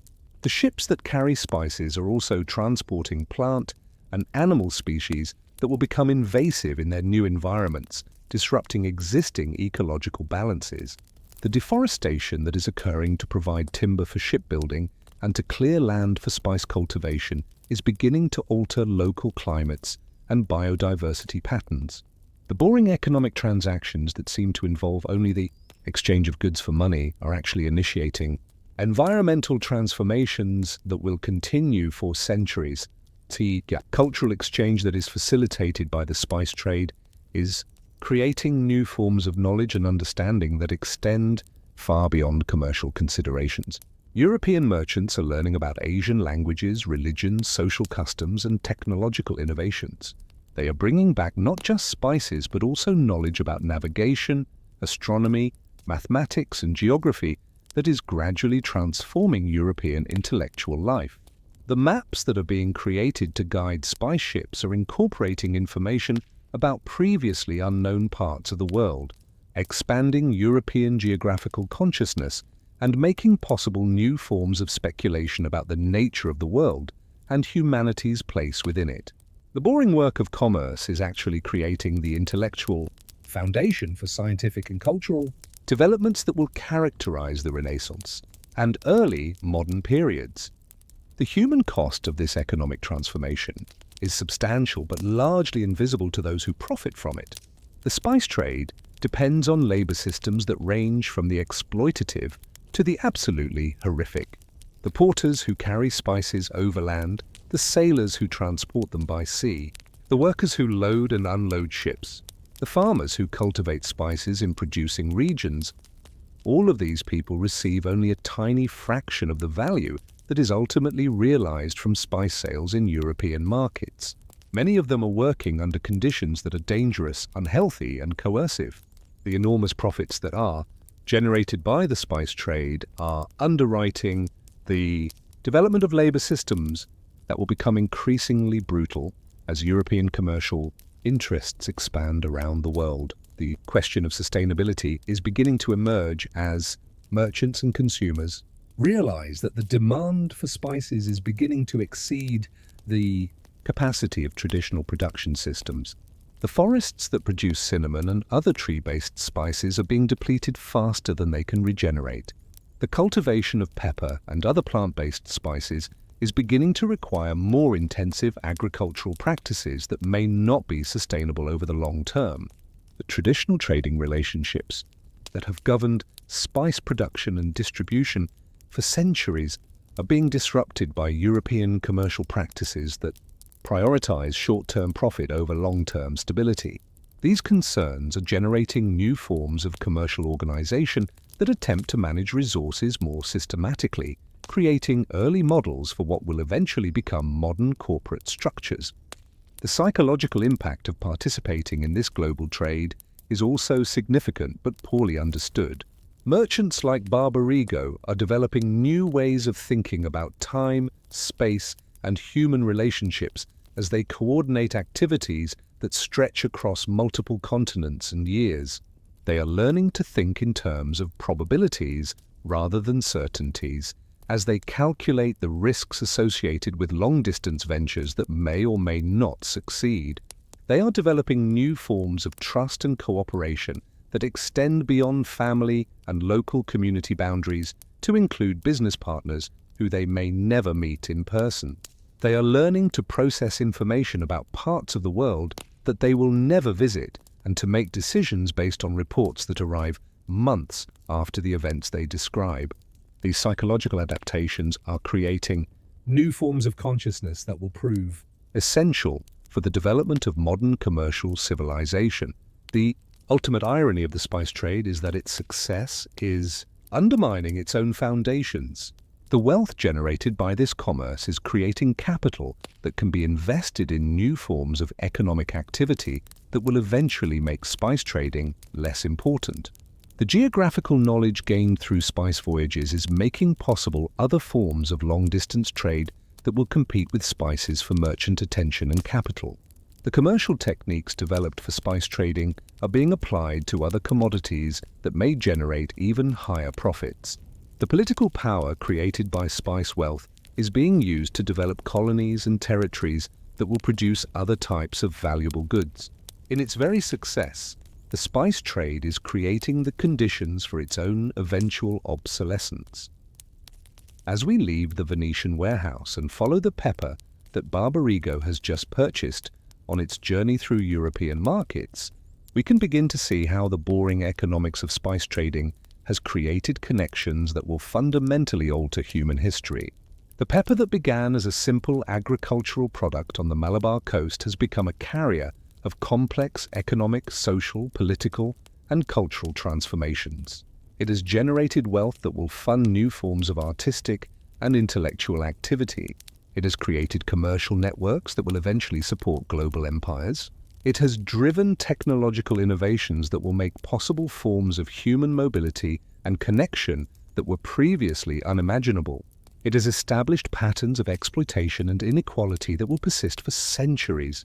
The mundane transactions of merchants like Barbarigo have been quietly revolutionizing the world, creating the commercial infrastructure that will support the dramatic geographical and political expansions that we associate with the age of discovery. What remains unresolved is whether the participants in this transformation understood that they were creating something historically significant, or whether they believed themselves to be simply pursuing immediate commercial opportunities in response to market conditions and competitive pressures. Did Barbarigo appreciate that his careful assessment of pepper quality was contributing to the development of capitalism?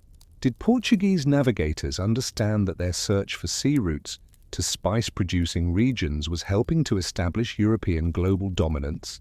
Or were they simply trying to make a living, support their families, and maintain their positions in competitive commercial environments?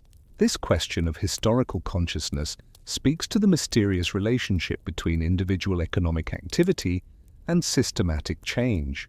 Between the boring work of commerce and the dramatic transformations that characterize the emergence of the modern world, the spice trade that seems to involve only the exchange of exotic goods for money has actually been creating the economic, technological, social, and political foundations for European global expansion.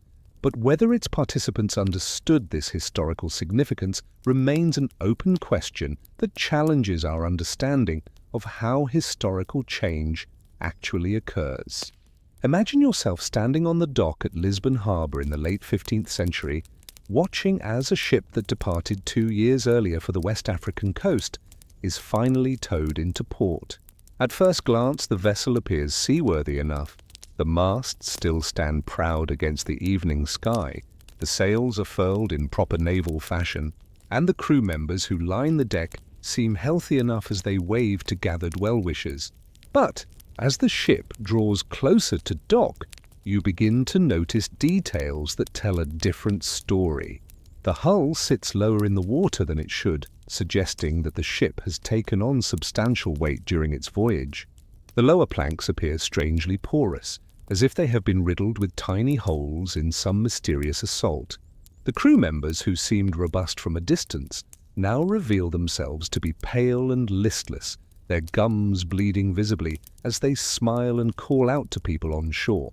This ship has been engaged in battles that were invisible to its human participants, but were absolutely decisive in determining the success or failure of oceanic exploration during the age of discovery. The enemy that has attacked the ship's hull is the shipworm, a marine mollusk that is not actually a worm at all, but a type of clam whose scientific name is Teredo navalis.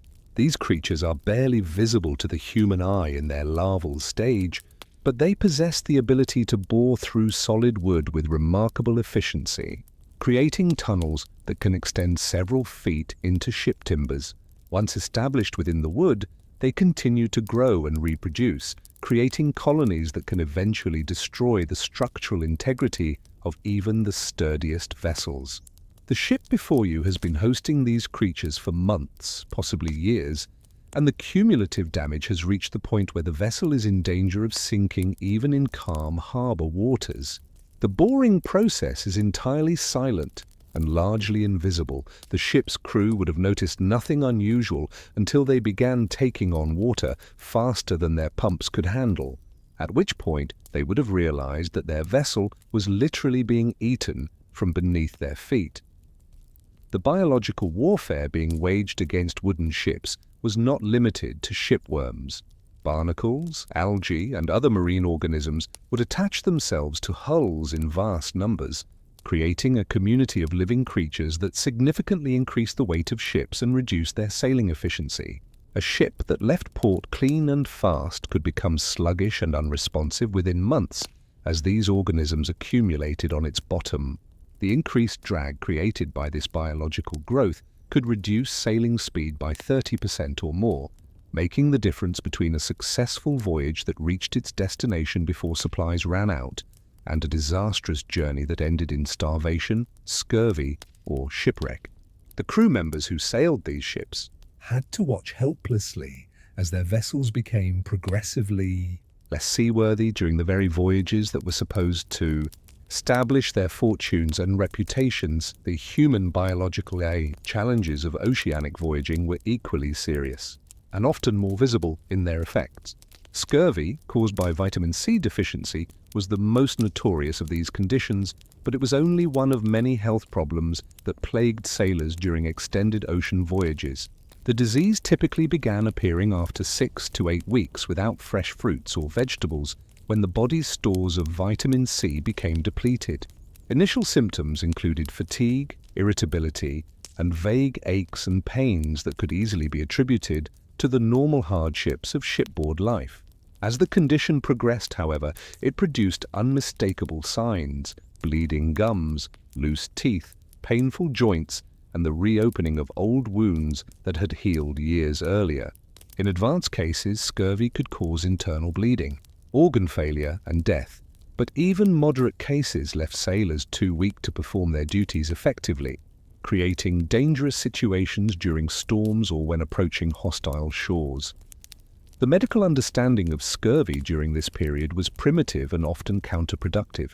Medieval medical theory attributed the disease to an imbalance of the four humours, leading to treatments that included bloodletting, purging, and the administration of medicines that actually made the condition worse. The connection between scurvy and diet was not clearly understood, though sailors had noticed that eating fresh fruits and vegetables seemed to cure the condition when they were available. Portuguese explorers learned from indigenous peoples they encountered along the African coast that certain local plants could prevent or cure scurvy, but this knowledge was not systematically recorded or distributed, meaning that each voyage had to rediscover these remedies independently. The result was that scurvy continued to claim thousands of lives during the Age of Discovery, despite the availability of effective remedies that were known to at least some of the people involved in oceanic exploration. The shipboard environment created ideal conditions for the spread of other diseases as well.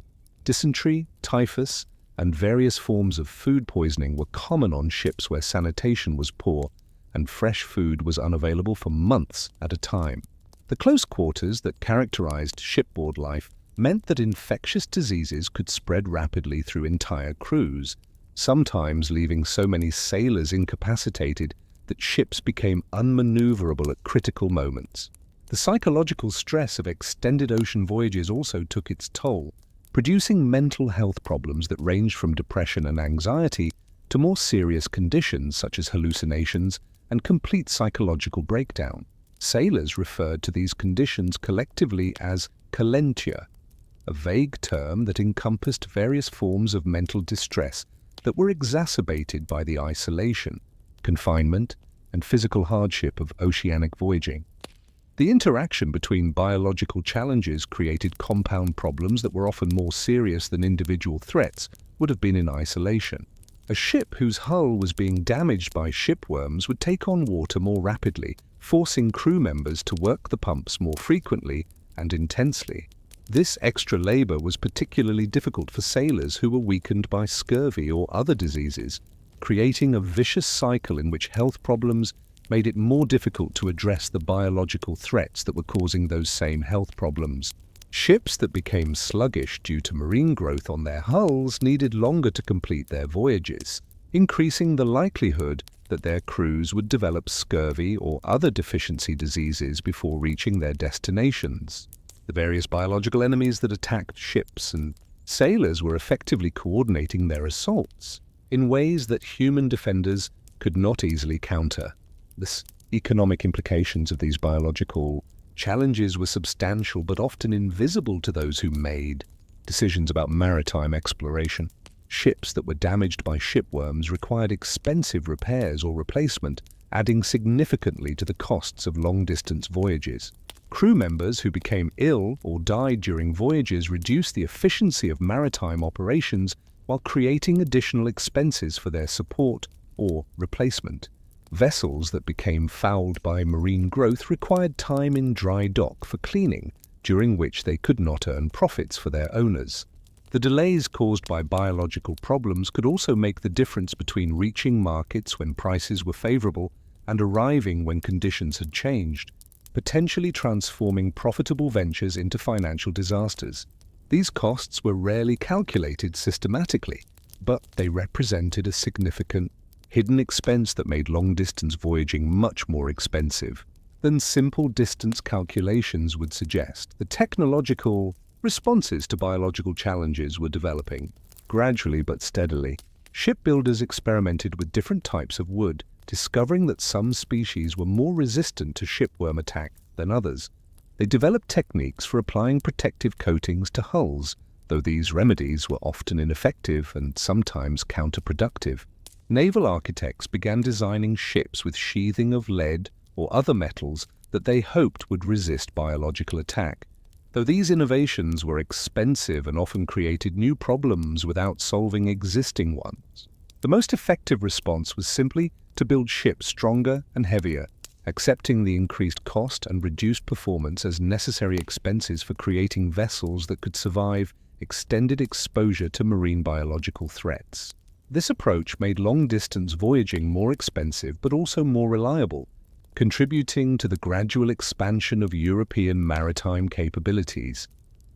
The medical responses to disease challenges were equally primitive but were showing signs of development. European sailors were learning from indigenous peoples they encountered during their voyages, discovering local remedies and preventive measures that could reduce the impact of various diseases. They were developing better techniques for food preservation that could maintain nutritional value during extended voyages. They were working out improved sanitation practices that could reduce the spread of infectious diseases in the close quarters of shipboard life. They were learning to recognize the early signs of deficiency diseases and to take preventive action before conditions became critical. These improvements were being developed incrementally through trial and error, rather than systematic research. But they were gradually reducing the human cost of extended ocean voyages. The psychological adaptations to biological challenges were perhaps the most important development of all. Sailors and shipowners were learning to accept the biological risks of oceanic voyaging as unavoidable aspects of maritime commerce, rather than as divine punishments or supernatural phenomena. They were developing practical approaches to managing these risks, including better planning for voyage duration, improved provisioning strategies, and more systematic approaches to crew health management. They were learning to integrate biological considerations into their navigation and commercial planning, accepting that successful voyages required attention to these mundane details as well as to the more dramatic challenges of storms, navigation, and hostile encounters. This psychological adaptation represented a fundamental shift in how Europeans understood their relationship to the natural world and their ability to control their environment through systematic knowledge and planning. The question that emerges from this examination of biological challenges is whether the sailors, ship owners, and merchants who participated in oceanic exploration understood that they were engaged in a systematic battle against biological forces that were as important as the geographical and political challenges they faced more directly. Did they appreciate that their success in establishing long-distance trade routes depended as much on their ability to manage shipworm infestations and prevent scurvy as on their navigational skills or commercial acumen? Or did they see these biological challenges as unavoidable hardships that had to be endured rather than as problems that could be solved through systematic investigation and technological innovation? This question speaks to the development of modern approaches to health, sanitation and environmental management that would eventually make possible the expansion of European power around the globe. The Portuguese ship that limped into Lisbon harbour has been towed to a dry dock where shipwrights can examine the extent of the biological damage that has compromised its seaworthiness. As they strip away the waterlogged planking, they reveal a complex ecosystem that has been thriving beneath the waterline for months. The shipworm tunnels create a honeycomb pattern through the oak timbers, some extending entirely through the hull planks and explaining the ship's increasing difficulty in staying afloat. But the shipwrights also discover other marine organisms that they have not seen before. Barnacles with shells sharp enough to cut through leather gloves, seaweed that seems to have rooted itself directly into the wood fibers, and tiny mollusks that have created pearl-like deposits in response to the foreign environment of the ship's hull. This scene of biological devastation is providing valuable information that will gradually contribute to a systematic understanding of the marine organisms that attack wooden ships. The systematic study of these biological challenges is beginning to emerge despite the lack of formal scientific institutions dedicated to maritime problems. Shipwrights are developing empirical knowledge about which types of wood are most resistant to marine organisms, learning through trial and error that oak from certain regions contains natural chemicals that discourage shipworm infestation. They are discovering that the timing of ship construction affects biological resistance, with wood cut during certain seasons being more durable than timber harvested at other times of year. They are working out techniques for seasoning and treating wood that can enhance its natural resistance to biological attack. This knowledge is being transmitted through apprenticeship systems and informal professional networks, creating a body of practical wisdom that is gradually improving the durability of wooden ships. The medical understanding of scurvy and other shipboard diseases is also developing through empirical observation rather than theoretical investigation. Portuguese sailors have learned from indigenous peoples they encounter along the African coast that certain local fruits and vegetables can cure scurvy when it appears during voyages.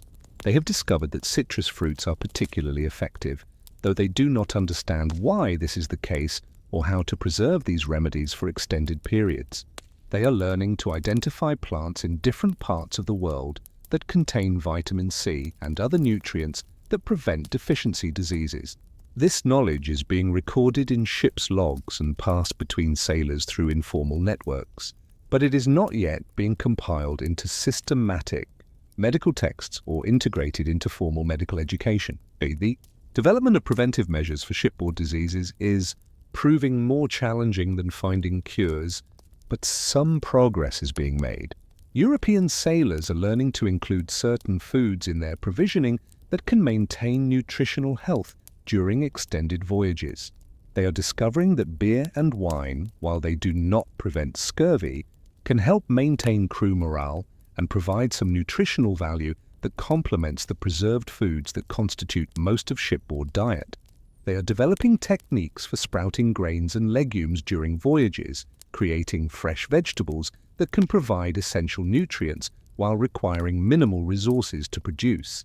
They are learning to collect and preserve rainwater for drinking, reducing their dependence on stored water that might become contaminated during long voyages. The psychological aspects of managing biological challenges are receiving increasing attention as sailors and ship owners recognize that successful voyages require attention to crew morale and mental health as well as physical survival. Captains are learning to maintain discipline without creating the resentment that can lead to mutiny or sabotage during the stressful conditions of extended ocean voyages.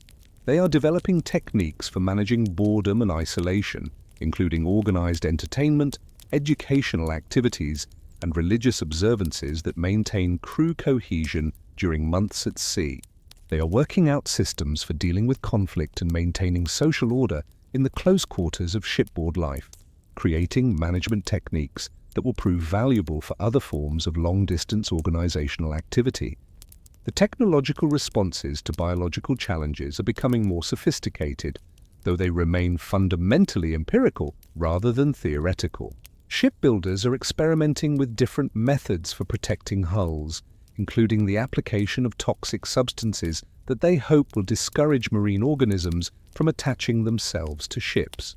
They are developing techniques for sheathing hulls with materials that are less attractive to shipworms and barnacles, including thin layers of metal and various types of fabric impregnated with protective chemicals.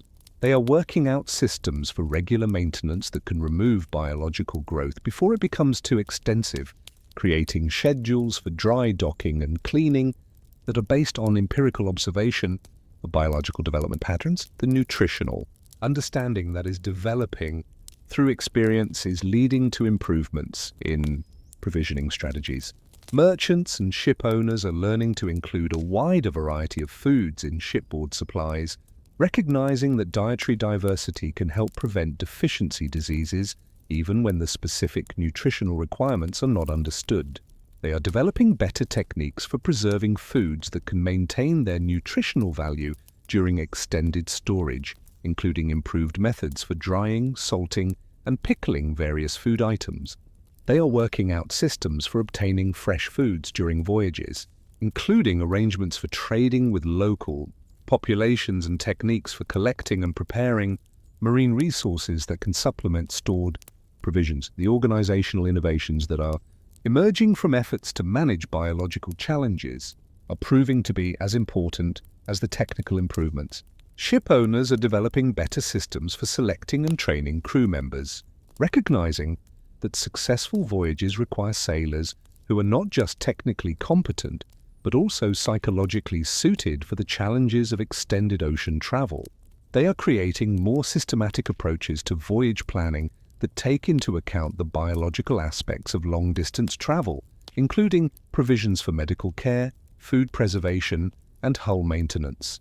They are working out arrangements for providing medical care during voyages, including the training of crew members in basic medical procedures, and the inclusion of medical supplies in shipboard equipment. The financial implications of these biological challenges are becoming more systematically understood as merchants and ship owners develop better methods for calculating the costs associated with long-distance voyages. They are learning to include provisions for biological damage in their insurance calculations, recognizing that shipworm damage and marine growth are predictable expenses that must be accounted for in voyage planning. They are developing systems for maintaining reserves that can cover the costs of repairs, medical care, and other expenses that arise from biological challenges.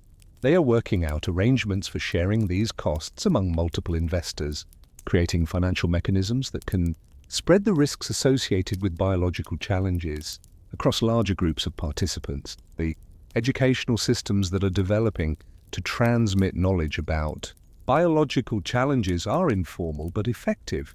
Experienced sailors are training younger crew members in techniques for identifying and treating scurvy, for maintaining shipboard hygiene, and for managing the various biological threats that are encountered during extended voyages. Shipwrights are passing along their empirical knowledge about wood selection, construction techniques, and maintenance procedures that can minimize biological damage. Merchants are sharing information about reliable provisions, effective medical supplies, and trustworthy crew members who have demonstrated competence in managing biological challenges. This knowledge is being transmitted through apprenticeship systems, family networks, and professional associations that operate outside formal educational institutions but are nevertheless creating a body of practical wisdom that is gradually improving the success rate of long-distance voyages. The question that emerges from this examination of developing responses to biological challenges is whether the systematic knowledge that is being accumulated through experience is sufficient to make long-distance oceanic commerce reliably profitable, or whether the biological challenges will continue to limit European maritime expansion regardless of human ingenuity and technological innovation. Are the empirical approaches that are being developed adequate for managing the complex biological ecosystems that ships encounter during extended voyages? Or will systematic scientific investigation be required to achieve real control over these challenges? This question speaks to the broader issue of whether practical experience and empirical observation can generate sufficient knowledge for human expansion into previously unknown environments, or whether theoretical understanding and systematic research will eventually be required to overcome the biological limitations that have constrained human maritime activity throughout history. The Portuguese ship that was being repaired in Lisbon Harbour has been refloated and is preparing for another voyage, but the knowledge gained from examining its biological damage has been disseminated throughout the European maritime community through informal networks of shipwrights, sailors, and merchants. This dissemination represents a quiet revolution in how Europeans understand their relationship to the biological world and their ability to control biological processes through systematic knowledge and technological intervention. The boring work of maintaining ships, preserving food, and treating diseases is actually contributing to fundamental changes in human consciousness about health, disease, and environmental management that will prove essential for European global expansion. The systematic study of shipworm damage is leading to important insights about marine biology and the complex ecosystems that exist in coastal waters throughout the world. Shipwrights are beginning to recognize that shipworm infestation varies significantly in different parts of the world, with some regions supporting much more intensive biological attack than others. They are learning that certain environmental conditions, including water temperature, salinity, and the presence of other marine organisms, affect the rate and severity of shipworm damage.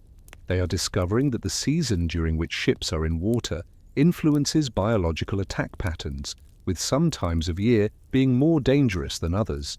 This empirical knowledge is gradually being compiled into regional guides that help ship owners plan voyages to minimize biological damage and maintain their vessels more effectively. The medical knowledge that is being accumulated through experience with shipboard diseases is contributing to broader changes in how Europeans understand health and disease.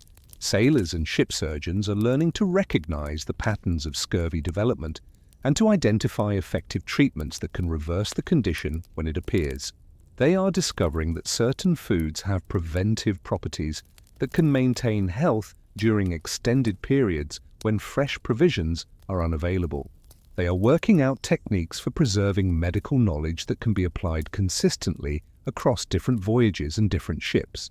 This medical learning is gradually being integrated into more systematic approaches to health management that extend beyond maritime applications to influence broader medical practice. The technological innovations that are emerging from efforts to manage biological challenges are proving to be more significant than their immediate applications might suggest. The development of better food preservation techniques is making possible longer voyages that can reach more distant parts of the world. The creation of more durable ship construction materials is reducing the costs associated with biological damage and making oceanic commerce more economically viable. The refinement of navigation techniques that account for biological factors is allowing for more efficient routing that can minimize exposure to dangerous biological conditions. These innovations are creating the technological foundation for truly global maritime commerce. The organizational systems that are being developed to manage biological challenges are contributing to broader changes in how complex human activities are organized and coordinated. The creation of more systematic approaches to voyage planning is providing models for other types of long-distance organizational activities. The development of better training systems for sailors is creating new forms of professional education that can be applied to other skilled occupations.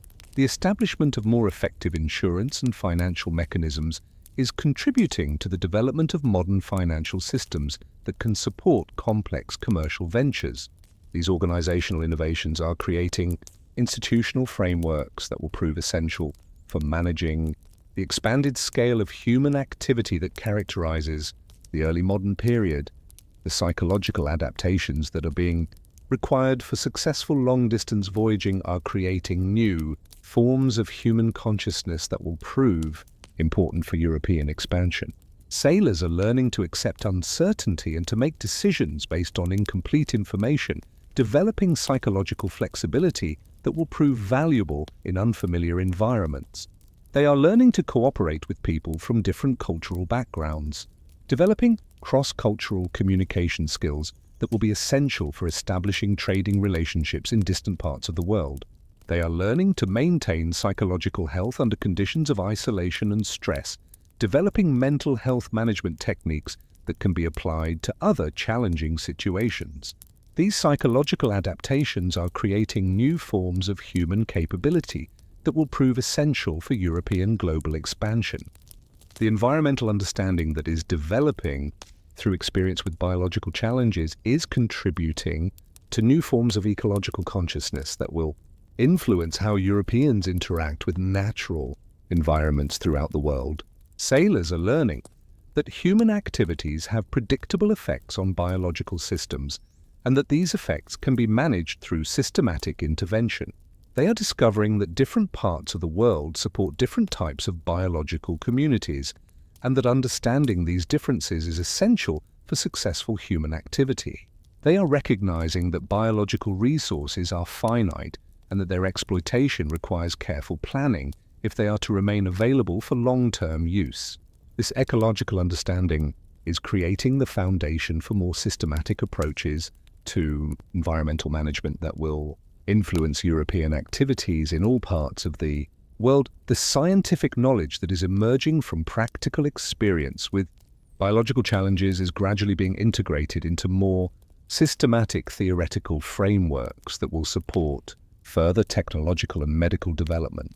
The empirical observations of shipwrights are being combined with the theoretical knowledge of natural philosophers to create more comprehensive understandings of marine biology. The medical experiences of ship surgeons are being incorporated into medical education and research programs that are gradually improving European medical capabilities. The technological innovations of craftsmen are being refined through collaboration with learned men who have theoretical knowledge about natural philosophy and mathematics. This integration of practical and theoretical knowledge is creating the scientific foundation that will prove essential for continued European technological development. The global implications of these biological insights are becoming apparent as European ships venture farther from familiar waters and encounter biological challenges that are different from those they have faced in the Atlantic and Mediterranean. The biological knowledge that is being accumulated through experience in different parts of the world is creating a comprehensive understanding of global biological patterns that will prove valuable for European expansion. The shipworm species that attack European oak are different from those found in tropical waters, requiring different prevention and treatment strategies. The deficiency diseases that affect European sailors are different from those that appear in crews, composed of different ethnic groups with different genetic adaptations. The preservation techniques that work in temperate climates are different from those required in tropical environments.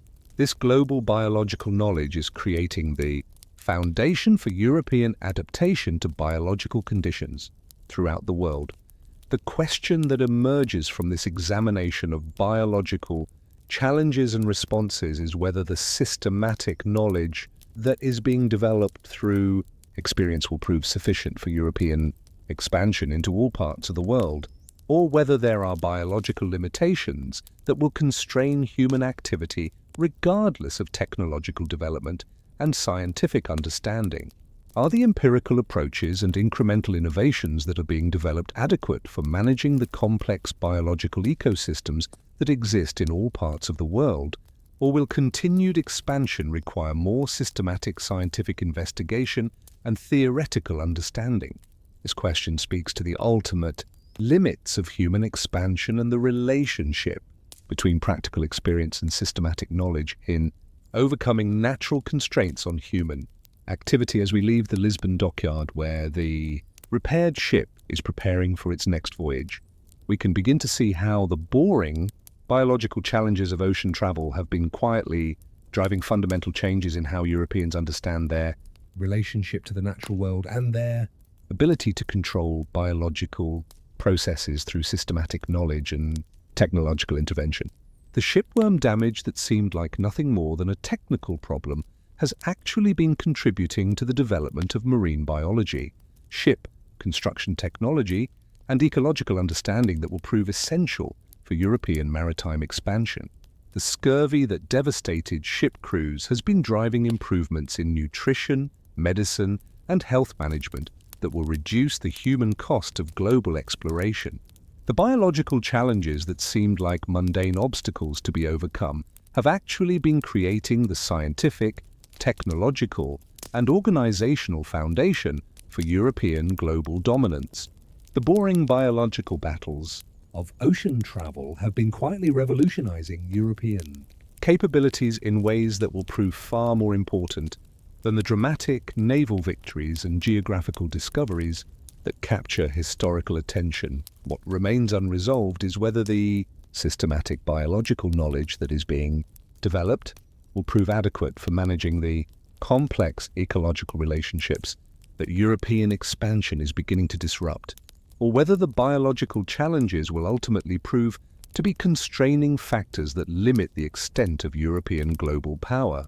The shipworm that eats through oak hulls, the scurvy that weakens human crews, the marine organisms that colonize ship bottoms. These biological enemies have been driving innovation and adaptation that is expanding European capabilities, but they may also represent natural limits that cannot be completely overcome through human ingenuity and technological development. Whether the quiet biological revolution that is emerging from the age of discovery will prove sufficient for continued European expansion remains an open question that speaks to the fundamental relationship between human ambition and natural constraints. Imagine yourself sitting in a cramped office in Seville during the early 16th century, surrounded by stacks of documents that threaten to overwhelm the small wooden desk where you work as a minor official in the Casa de Contratación, the Spanish bureaucratic body that oversees all trade with the American colonies.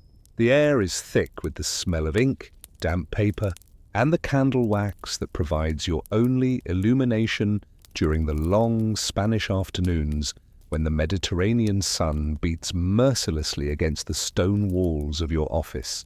Before you lies a single document, request from a merchant in Santo Domingo who wants permission to import European goods to trade with indigenous populations along the coast of what will eventually be known as Venezuela. This request seems simple enough, but you know from experience that processing it will require consultation with at least 6 different offices, approval from 3 separate officials, and documentation that stretches back to the original royal grants that established the colony more than 20 years ago. The boring work you are engaged in, shuffling papers, copying documents, checking signatures, and verifying seals, is actually creating the administrative infrastructure that will support European colonial expansion for centuries to come. The colonial administration system that employs you has been developing gradually as European powers attempt to extend their control across vast oceanic distances that make immediate supervision impossible. The Spanish Empire in the Americas covers an area larger than Europe itself, but it must be governed from Madrid using communication systems that take months to transmit information and commands across the Atlantic. This geographical reality has created an administrative challenge that is unprecedented in human history: how to maintain effective control over territories that are too distant for direct supervision, while ensuring that local officials implement policies that serve the interests of the Crown rather than their own personal ambitions. The solution has been to create elaborate bureaucratic systems that substitute paperwork for personal oversight, transforming the boring details of document processing into the sinews of imperial power. The document you are examining represents only one small piece of a vast paper empire that stretches from the counting houses of Seville to the remote silver mines of Potosi.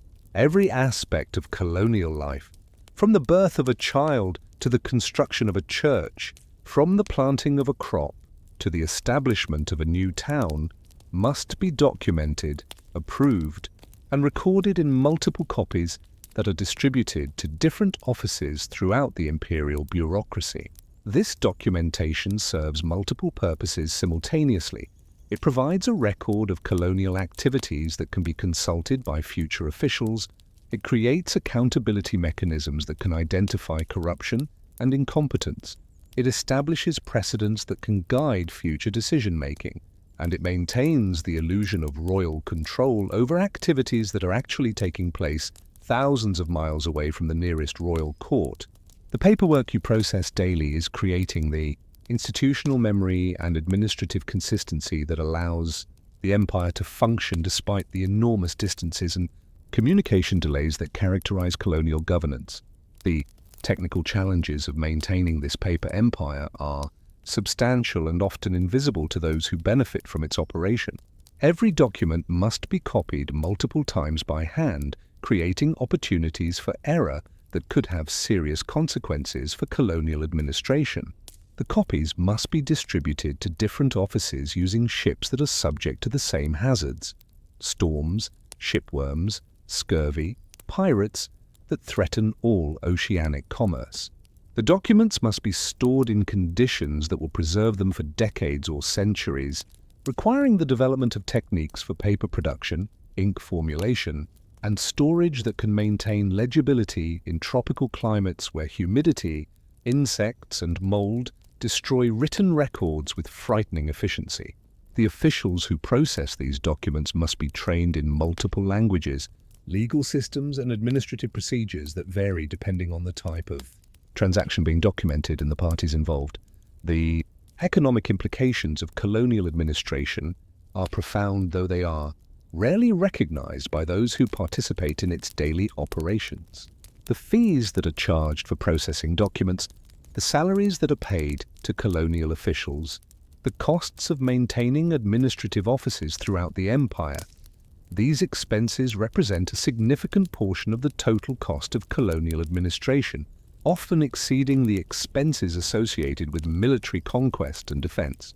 The time delays that are inherent in bureaucratic processing create additional costs for colonial merchants and settlers, who must wait months or years for approvals that could determine the success or failure of their commercial ventures.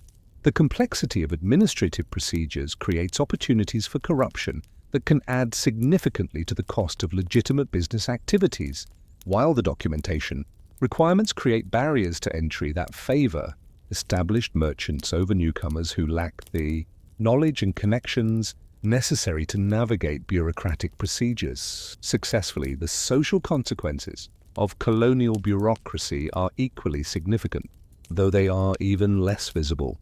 The administrative system is creating new forms of social stratification based on access to bureaucratic knowledge and connections rather than traditional markers such as noble birth or military prowess. The officials who staff colonial administrations are developing professional identities and career paths that are quite different from those of their contemporaries who remain in Europe. The merchants and settlers who must interact with colonial bureaucracies are learning to navigate complex institutional environments that require new forms of cultural capital and social skill. The indigenous populations who are being incorporated into colonial administrative systems are experiencing forms of social control that are more systematic and intrusive than any they have previously encountered. These social transformations are creating new forms of human relationship that will prove essential for European global expansion. The legal framework that supports colonial administration is extraordinarily complex and is becoming more so as different European powers develop different approaches to governing their overseas territories. The Spanish system is based on Roman law traditions that emphasize codified procedures and hierarchical authority, while the Portuguese approach reflects different legal traditions that allow for more flexibility in local implementation. The English and French are developing their own administrative systems that reflect their distinct political and legal traditions, creating multiple models for colonial governance that will influence each other through competition and adaptation. The officials who must operate within these different legal frameworks are becoming legal experts whose knowledge is essential for successful colonial operations, creating new forms of professional expertise that will prove valuable throughout the expansion of European global power. The technological implications of colonial administration are also significant, though they are often overlooked. in favor of more dramatic innovations, such as navigation instruments or shipbuilding techniques. The need to maintain written communication across vast distances is driving improvements in paper production, ink formulation, and writing implements that can function reliably in tropical conditions. The requirement for multiple copies of documents is stimulating the development of more efficient copying techniques and the training of larger numbers of scribes who can maintain administrative operations. The need to verify documents and prevent fraud is contributing to innovations in sealing technology, signature authentication, and other security measures that can ensure the integrity of written communication. These technological improvements are creating capabilities that will prove valuable for many other forms of human activity. The psychological demands of colonial bureaucratic work are substantial but are rarely acknowledged by those who design and operate administrative systems. The officials who staff colonial administrations must maintain meticulous attention to detail while processing enormous volumes of routine documents, requiring forms of mental discipline that are quite different from those required for military or commercial activities. They must make decisions that will affect the lives of people they will never meet, requiring them to develop empathy and judgment that can operate across vast cultural and geographical distances. They must maintain loyalty to distant authorities while responding to local conditions that may not have been anticipated by the central administrators who designed the procedures they are implementing. They must work within institutional frameworks that may not function as intended due to local conditions, communication delays, or corruption, requiring them to develop adaptive skills that are not formally recognized or rewarded. The question of accountability in colonial administration is becoming increasingly complex as the system grows more elaborate and the stakes of administrative decisions become higher. The officials who make administrative decisions are theoretically accountable to the Crown and to their immediate superiors, but the distances and communication delays that characterize colonial governance make effective supervision impossible. Local officials must use their own judgment in interpreting royal decrees and administrative procedures, creating opportunities for both honest innovation and self-serving corruption. The merchants and settlers who are affected by administrative decisions have limited recourse when they believe that officials have acted improperly, while the indigenous populations who are subject to colonial administration have virtually no formal mechanisms for challenging administrative decisions that affect their lives. This accountability vacuum is creating tensions that will eventually contribute to colonial independence movements. But during the early period of colonial expansion, it is simply accepted as an unavoidable aspect of governing distant territories. The international implications of colonial administrative systems are becoming apparent as different European powers develop competing approaches to governing their overseas territories and attempt to learn from each other's successes and failures. The British are studying Spanish administrative techniques while developing their own approaches to colonial governance that reflect different political and legal traditions. The French are adapting Portuguese commercial practices while creating administrative systems that serve their particular imperial ambitions. The Dutch are developing innovative approaches to colonial administration that reflect their commercial orientation and republican political traditions. This competition is driving administrative innovation and creating multiple models for colonial governance that will influence each other through adaptation and competition, contributing to the development of increasingly sophisticated approaches to managing overseas territories. The long-term consequences of the administrative infrastructure that is being created through the boring work of document processing are difficult to appreciate from the perspective of those who are engaged in daily bureaucratic activities, but they are actually creating the institutional foundation for European global dominance. The paperwork that seems like nothing more than bureaucratic routine is actually establishing precedents, procedures, and institutional memory that will allow colonial administrations to function effectively for centuries. The administrative capabilities that are being developed through the patient processing of documents are creating forms of social control and organizational capacity that will prove essential for managing the expanded scale of human activity that characterizes the modern world. The boring work of colonial administration is quietly revolutionizing human capabilities for organized action across vast geographical and cultural distances. What remains unresolved as you set down your quill and prepare to leave your Seville office for the evening is whether the administrative infrastructure that is being created through this patient, methodical work will prove adequate for managing the complex challenges that European colonial expansion is generating, or whether the bureaucratic systems will eventually collapse under their own weight as they become too complex and unwieldy to function effectively. The document you have processed today seems like nothing more than a routine approval for a minor commercial transaction, but it is actually contributing to the creation of administrative capabilities that will determine whether European powers can maintain effective control over the vast territories they are claiming around the world. Whether the boring work of paperwork can create sufficient organizational capacity for European global dominance remains an open question that will determine the ultimate success of the age of discovery. The morning light filtering through the windows of your Seville office reveals that the stack of documents requiring your attention has grown overnight, as ships arriving from the Americas have brought new reports, requests, and complaints that must be processed through the elaborate bureaucratic machinery that governs Spain's American empire. Among these documents is a fascinating case that illustrates how colonial administration is becoming increasingly sophisticated in its ability to control human behavior across vast distances. A dispute between a Spanish encomendero and the indigenous community he has been assigned to manage over the proper allocation of labor for silver mining operations in Peru.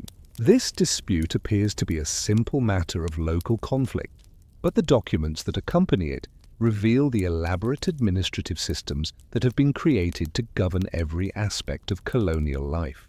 From the amount of tribute that indigenous communities must pay to the hours they can be required to work, from the prices they can be charged for European goods to the legal procedures they must follow to seek redress for grievances. The boring details of this case are actually revealing how paperwork is being used to create forms of social control that are more systematic and comprehensive than any that have previously existed in human history. The administrative systems that are being developed to manage colonial territories are becoming increasingly elaborate as officials gain experience with the challenges of governing distant populations. The Spanish have created a hierarchy of administrative positions that extends from the viceroys who govern entire regions to the local officials who oversee individual towns and villages, with each level of the hierarchy responsible for different aspects of colonial administration, and each required to maintain detailed records of their activities. This administrative hierarchy is supported by parallel systems for judicial, ecclesiastical, and commercial administration, creating multiple channels through which colonial populations can be controlled and supervised. The complexity of these systems requires thousands of officials who must be trained, supervised, and supplied with the resources necessary to perform their duties, creating administrative expenses that are becoming a significant portion of colonial budgets. The legal procedures that have been developed for resolving disputes, like the one you are examining, are extraordinarily elaborate and are becoming more so as colonial legal systems mature. Every aspect of the dispute must be documented in multiple copies, with testimony taken from all parties involved, evidence examined and evaluated, legal precedents researched and cited, and decisions justified through reference to royal decrees, administrative regulations, and previous judicial rulings. The process can take months or years to complete, during which time the disputed activities must continue under temporary arrangements that are themselves subject to administrative oversight and legal challenge. The legal documents that are generated by these procedures create precedents that will guide future decisions, contributing to the development of colonial legal systems that are becoming increasingly comprehensive and sophisticated. The economic controls that are being implemented through colonial administrative systems are extending far beyond the simple collection of tribute and taxes to encompass detailed regulation of commercial activities, production methods, and labor relations. Spanish colonial officials are implementing systems for controlling the prices of essential goods, regulating the quality of products that can be sold in colonial markets, supervising the terms of labor contracts, and monitoring the activities of merchants who operate in colonial territories. These economic controls are being enforced through elaborate licensing systems that require merchants to obtain permission for every aspect of their commercial activities, from the importation of European goods to the exportation of colonial products, from the establishment of new business ventures to the employment of indigenous laborers. The licensing procedures require extensive documentation that must be processed by colonial officials, creating administrative backlogs that can delay commercial activities for months while generating fees that are becoming important sources of revenue for colonial administrations. The demographic information that is being collected and maintained by colonial administrative systems is creating unprecedented knowledge about population patterns, social relationships, and economic activities that is proving valuable for imperial planning and control. Spanish officials are conducting regular censuses that record not just the total number of people living in colonial territories, but also their racial classifications, family relationships, economic occupations, religious affiliations, and residential locations. This demographic information is being used to calculate tribute obligations, assign labor responsibilities, allocate land grants, and determine the administrative resources that will be required to govern different regions. The maintenance of these demographic records requires continuous updating as people are born, die, move, marry, change occupations, and otherwise modify their circumstances in ways that affect their administrative classification. The cultural controls that are being implemented through colonial administrative systems are extending into areas of life that were previously governed by local custom and tradition rather than formal legal regulations. Spanish officials are supervising the conversion of indigenous populations to Christianity, requiring them to abandon traditional religious practices and adopt European cultural patterns. They are regulating marriage patterns, family relationships, and inheritance practices to ensure that they conform to European legal norms. They are controlling language use, educational content, and ceremonial practices to promote the adoption of Spanish cultural patterns while suppressing indigenous traditions that are viewed as incompatible with colonial authority. These cultural controls are being implemented through administrative procedures that require extensive documentation of individual and community compliance with colonial cultural policies. The technological systems that are being developed to support colonial administration are becoming increasingly sophisticated as officials confront the challenges of managing information flow across vast distances and maintaining consistency in administrative procedures throughout widely dispersed territories. Copying techniques are being refined to produce multiple copies of documents more efficiently while maintaining accuracy and legibility. Filing systems are being developed that can organize and retrieve administrative documents quickly and reliably. Communication networks are being established that can transmit administrative information between different parts of the empire more rapidly and securely. These technological improvements are creating administrative capabilities that are proving valuable for other forms of organized human activity while supporting the expansion of European global power. These personnel systems that are being created to staff colonial administrations are requiring new forms of professional education and career development that are quite different from traditional European patterns. Aspiring colonial officials must learn multiple languages, legal systems, and administrative procedures while developing the cultural sensitivity that is necessary for effective governance of populations that have different social customs and political traditions. They must be trained in accounting, legal research, document production, and other technical skills that are required for bureaucratic work, while also developing the leadership abilities that are necessary for maintaining authority over colonial populations. The creation of these personnel systems is contributing to the development of modern civil service models that will influence administrative development throughout the world. The financial mechanisms that are being developed to support colonial administration are becoming increasingly elaborate as the costs of maintaining bureaucratic systems grow while the revenues they generate become more unpredictable. Spanish colonial officials are experimenting with different approaches to taxation, fee collection, and resource allocation while attempting to balance the competing demands of royal revenue requirements, colonial development needs, and administrative efficiency. They are developing accounting systems that can track the flow of resources through complex bureaucratic networks while maintaining accountability for public funds. They are working out arrangements for financing administrative operations when revenues are insufficient to cover expenses, creating public finance mechanisms that will influence the development of modern governmental financial systems. The international dimensions of colonial administrative development are becoming apparent as different European powers attempt to learn from each other's successes and failures while protecting their own administrative innovations from competitive advantage. The British are studying Spanish administrative techniques while developing their own approaches that reflect different political traditions and colonial objectives. The French are adapting Portuguese commercial practices while creating administrative systems that serve their particular imperial ambitions. The Dutch are developing innovative approaches to colonial administration that reflect their commercial orientation and republican political traditions.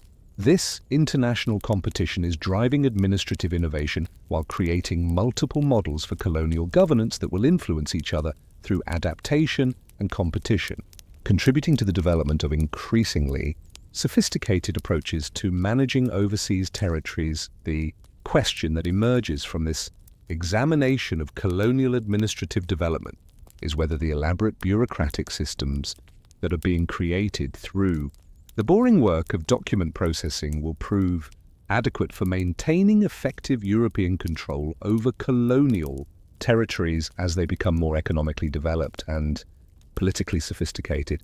Are the administrative capabilities that are being developed through patient, methodical work sufficient for managing the complex challenges that colonial expansion is generating? Or will these systems eventually collapse under their own weight as they become too elaborate and expensive to function effectively? This question speaks to the ultimate sustainability of European colonial expansion and the relationship between administrative capacity and political control in the emerging global system. But the afternoon sun is beginning to fade as you complete your examination of the Peruvian labor dispute and prepare to add your recommendation to the growing file of documents that will eventually be sent to Madrid for final decision. As you dip your quill in ink for the final time today, you reflect on how this single case illustrates the enormous transformation that is occurring in human capacity for organized action across vast geographical and cultural distances. The paperwork that seems like nothing more than bureaucratic routine is actually creating new forms of social organization that will prove essential for the development of modern civilization. The administrative capabilities that are being developed through the patient processing of documents are creating the institutional foundation for a global system that will fundamentally alter human relationships with each other and with the natural world. The most significant transformation that is occurring through colonial administrative development is the creation of systematic capabilities for storing, retrieving, and utilizing information that can guide human action across both geographical distance and extended periods of time. The documents that you process daily are creating institutional memory that allows colonial administrations to learn from experience and to maintain consistency in their policies despite changes in personnel and political circumstances.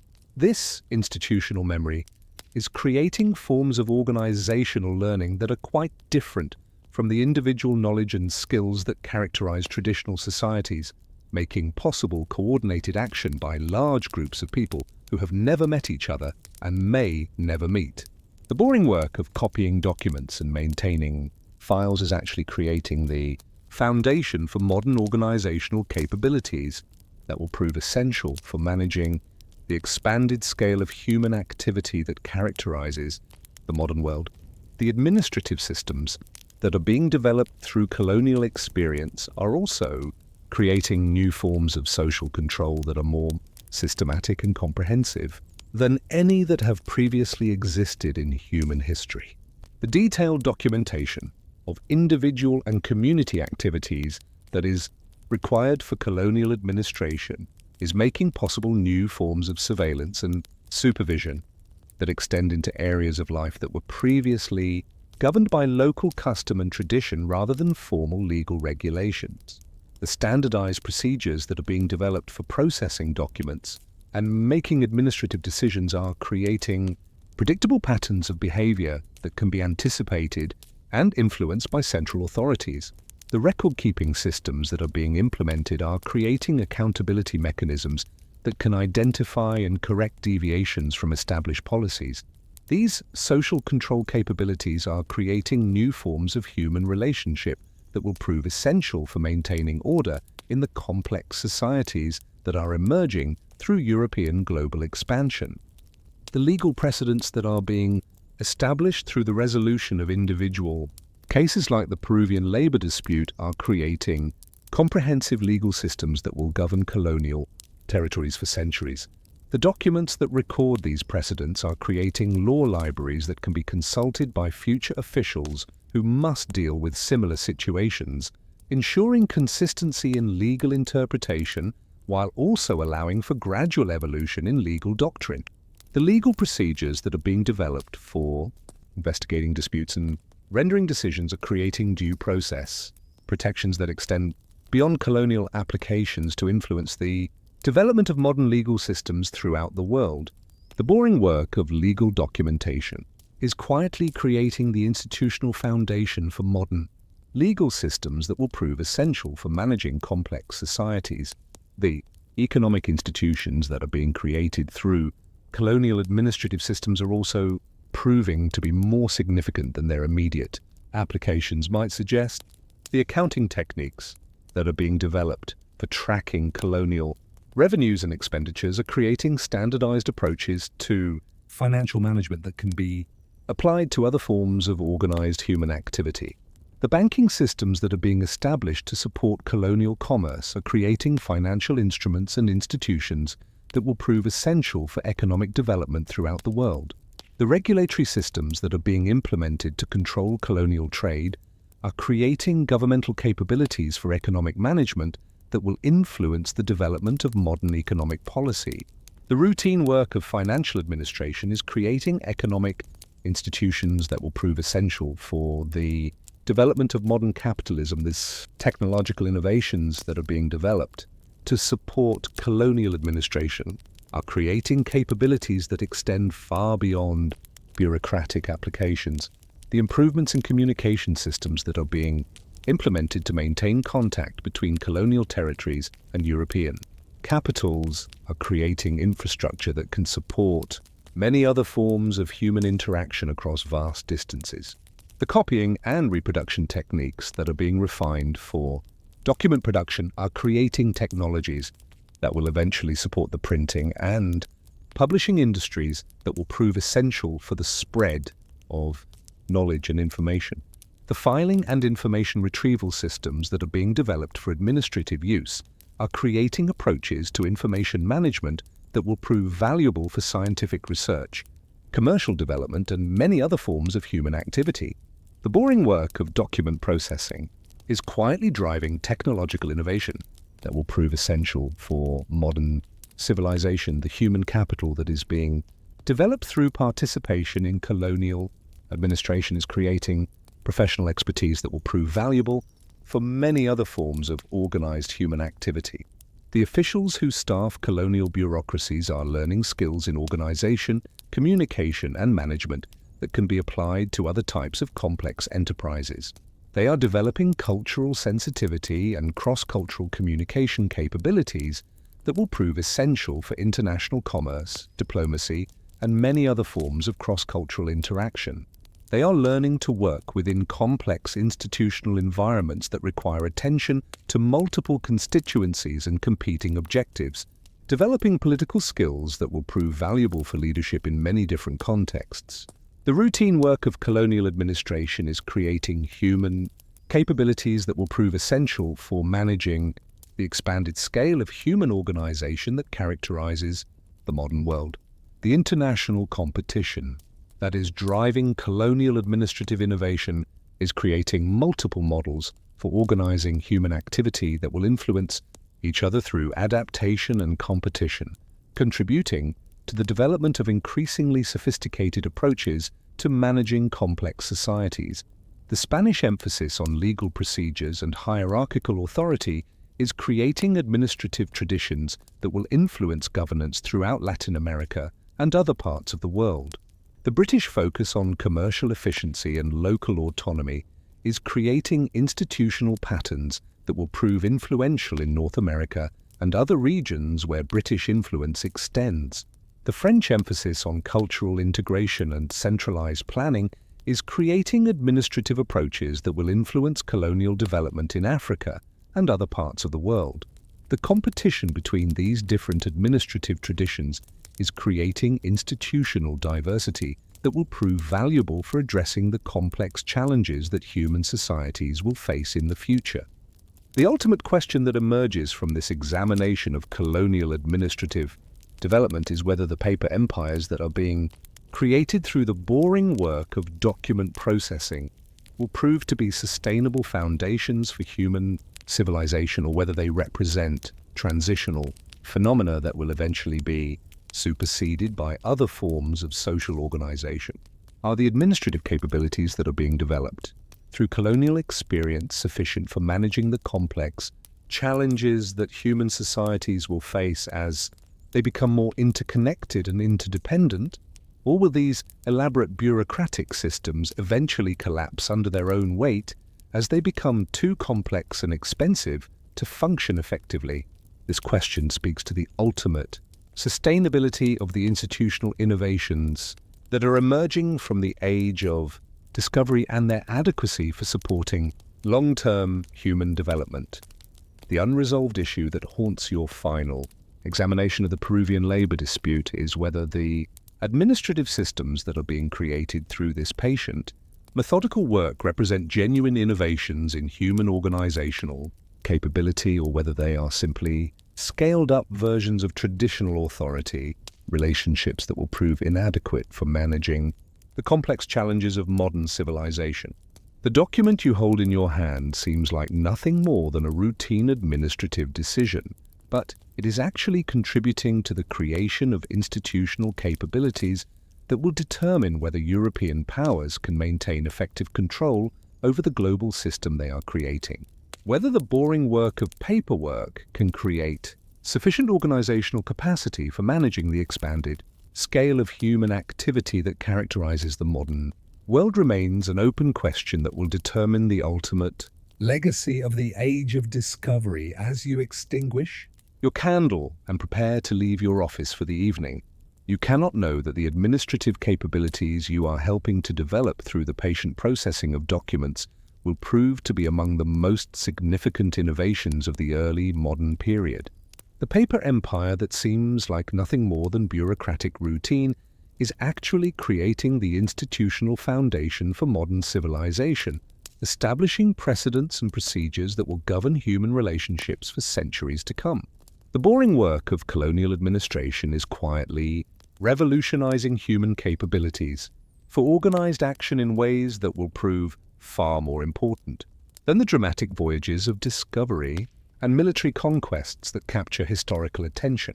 Whether these administrative innovations will prove adequate for the challenges they are creating remains an open question that speaks to the fundamental relationship between human ambition and organizational capability, between the patient accumulation of procedures and the dramatic transformation of possibilities that characterizes the emergence of the modern world.